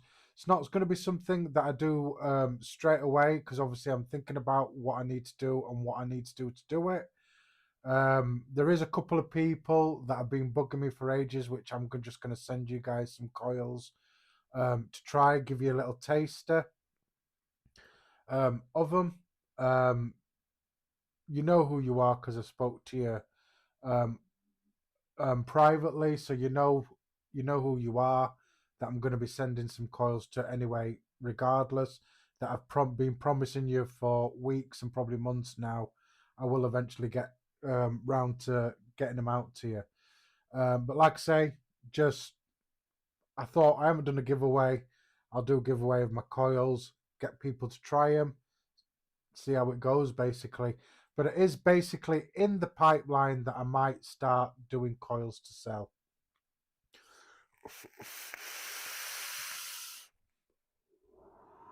So if that is something you guys are interested in, or people that watch the replay, comment down below and let me know, or message me on social media, Instagram and Facebook. You can follow me on there and also contact me on there privately if you wish to do so. But like I say, it's not something that I'm going to go into guns blazing straight away.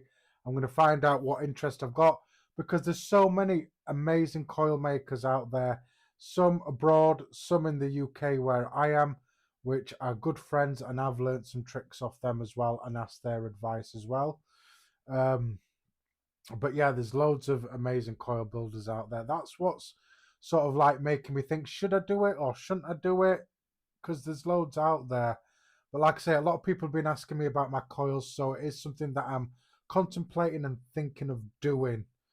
But I just need your guys' feedback, really.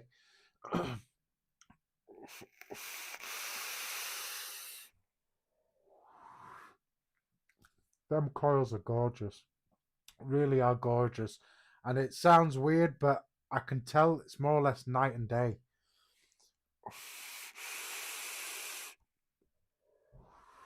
It's going a bit dry. And that's kicking ass as well.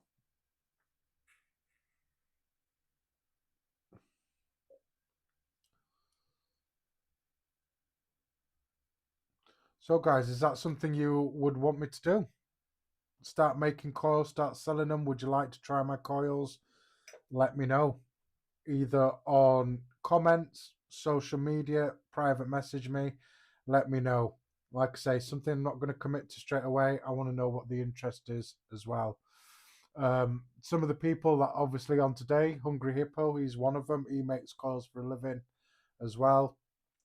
Hopefully I will get around to trying different people's coils.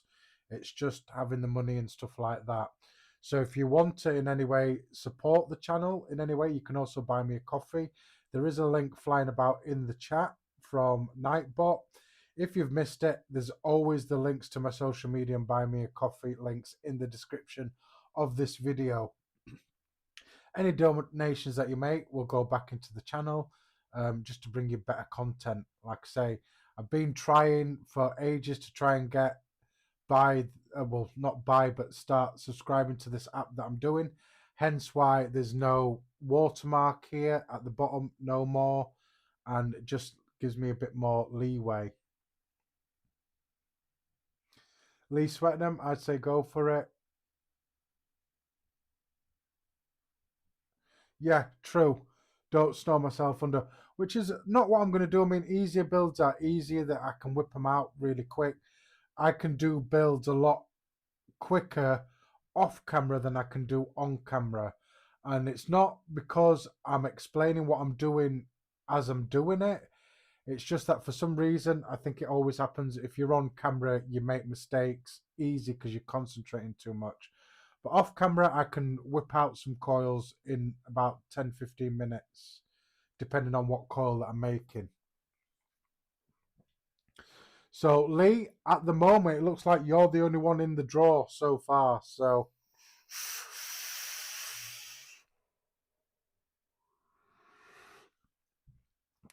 but yeah, just see how it goes. So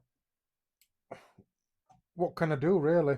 There's only Lee in it, so I'm going to give you guys a couple of more minutes if you want to take part, and then I'm going to end the giveaway, and then whoever wins wins. But so far it's Lee Swetnam. He's the only one that's taken part, so at the moment he's the winner so far. But I'll let it go on a bit more.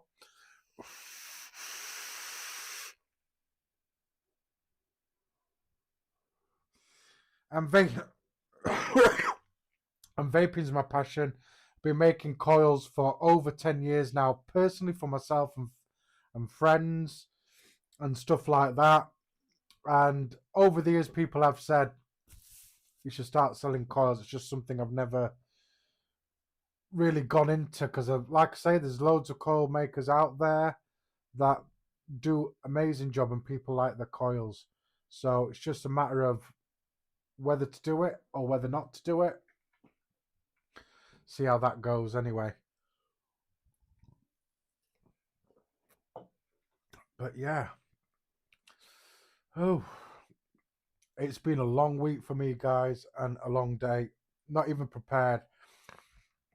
So I hope you have enjoyed the content so far. Like I say, subscribe if you haven't. Don't forget to like, share, comment. It helps this channel get out there, reach the people who need to know, and who it'll help, whether it's you're curious about making coils or you want to learn how to make coils. Like I say, I tend to do it. So if you're learning how to make coils, I'm trying to provide that sort of service online here where I can teach you as well. So yeah. So I see people jumping in and jumping out. I don't know if you're the same people that are jumping in and jumping out, but I am having a giveaway at the moment of the coils that I've made earlier on in the stream. What you have to do is, like Lee Swetnam has done, is put exclamation mark capital F capital C if you want to win the coils that I've made today. And it's only going to be running for another couple of more minutes, and the only person that's entered is Lee Swetnam. So far he's the winner.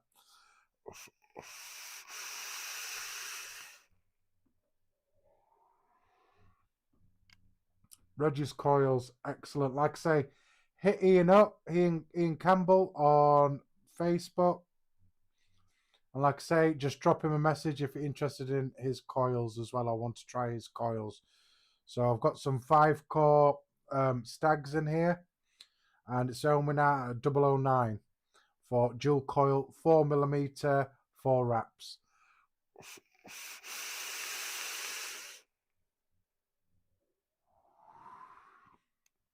Flavor's phenomenal.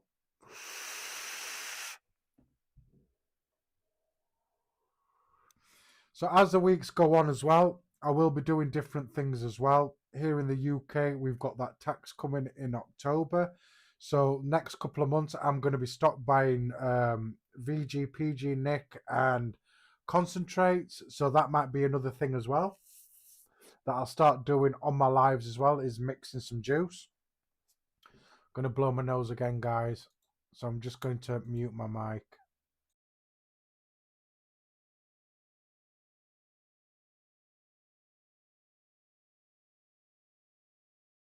And I'm back. So yeah, I'm going to be stockpiling for juice and everything to get ahead of October's tax that we're getting here in the UK. So that might be a segment that I'll start doing in my lives when I start getting juice, but that's probably not going to be for a good couple of months yet until I get my Nick, VG, and then some concentrates and one-shots and stuff like that. We'll get doing there. Also, I want to maybe once, which I'm contemplating, because I have made a couple of box mods myself, that being one of them, which is Unregulated Parallel. And I do have a Unregulated series as well. So I am thinking of maybe building another mod from the guts from a different mod, which is the top side. My top side dual has just stopped working. I got it working, I got it fixed, and then now it just doesn't power up at all. So might be using the guts of that, the board and everything, to just make a regulated mod. So that's what I'm thinking of doing. So that might be something else that I might start doing. Robert Loy. I'm in. Okay, thanks for joining, Robert. Robert Lawyer. I hope I'm saying that correctly. If you've just joined, I make coils, or if you're familiar with my stream, doing a giveaway today of the coils that I made earlier on in the stream. These ones here. If you want to take part, get exclamation mark, capital F, capital C in the chat, because I'm going to be ending the giveaway in the next couple of minutes. So if you want to take part in that, it's open worldwide. If you're outside the UK, all I ask is that you pay for postage and packaging. If you're in the UK, I'll get them sent out to you, but it'll probably be the end of the month before I get to send them out to you.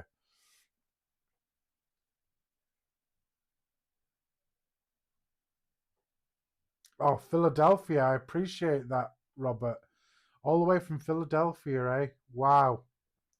I appreciate you joining, my brother. Appreciate you joining.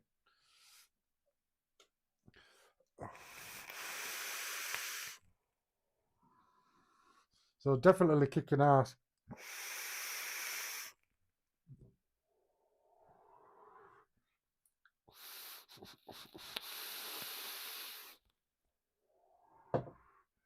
Right, guys. You have got exactly 1 minute before I end this giveaway for you to get into. So, yeah. So about a minute. It's getting a bit cloudy in here as well.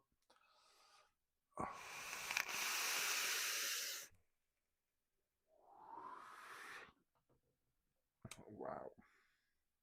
There we are. Minute ticking away nicely.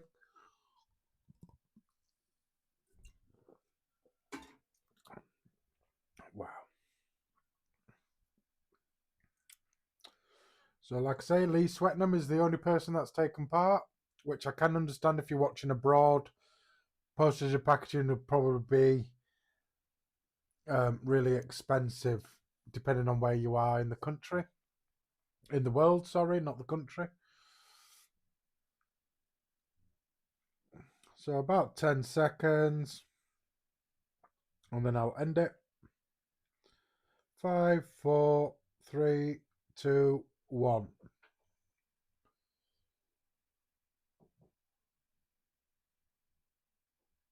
So yeah, Lee Swetnam, you are the winner. So Lee, if you're still watching, contact me on social media, Facebook and Instagram, so we can sort out, get your address and get them sent out to you. So congratulations, Lee Swetnam, for taking part and everything. You're the only one, so you're the winner. So like I say, contact me if you, I don't know if you're still in the chat, Lee. If you are, contact me on social media. If not, if you're not in at the moment, I'll contact you. I'll follow you. I'm friends with you on social media. So yeah, contact me or I'll contact you in the next 24 hours or so.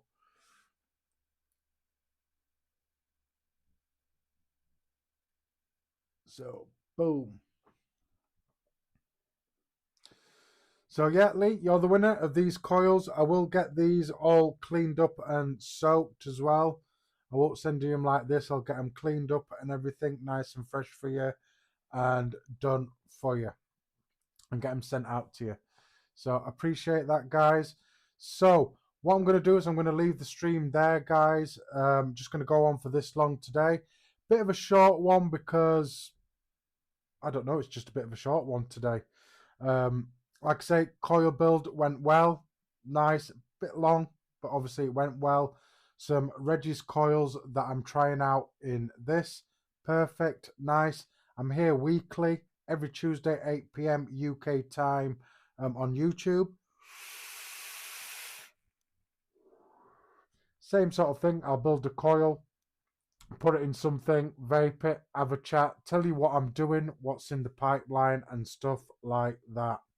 Just stay tuned, guys. What can I say? Try and bring something a little bit different and go from there, guys. So I hope you enjoyed the comments. Hope you enjoyed the content. Okay, don't forget to like, subscribe if you haven't already, share it, comment, hashtag replay crew, comment, give me your thoughts on stuff like that. Just long enough to find me. I appreciate that, Robert Lowe. Lawyer, I hope I'm pronouncing your name right and not butchering your name. But yeah, here every week as well. If you're interested in different coil builds, take a look at my previous streams as well. I'm on episode 35 now, so there is plenty of streams to come through. So like Lawyer, right, okay.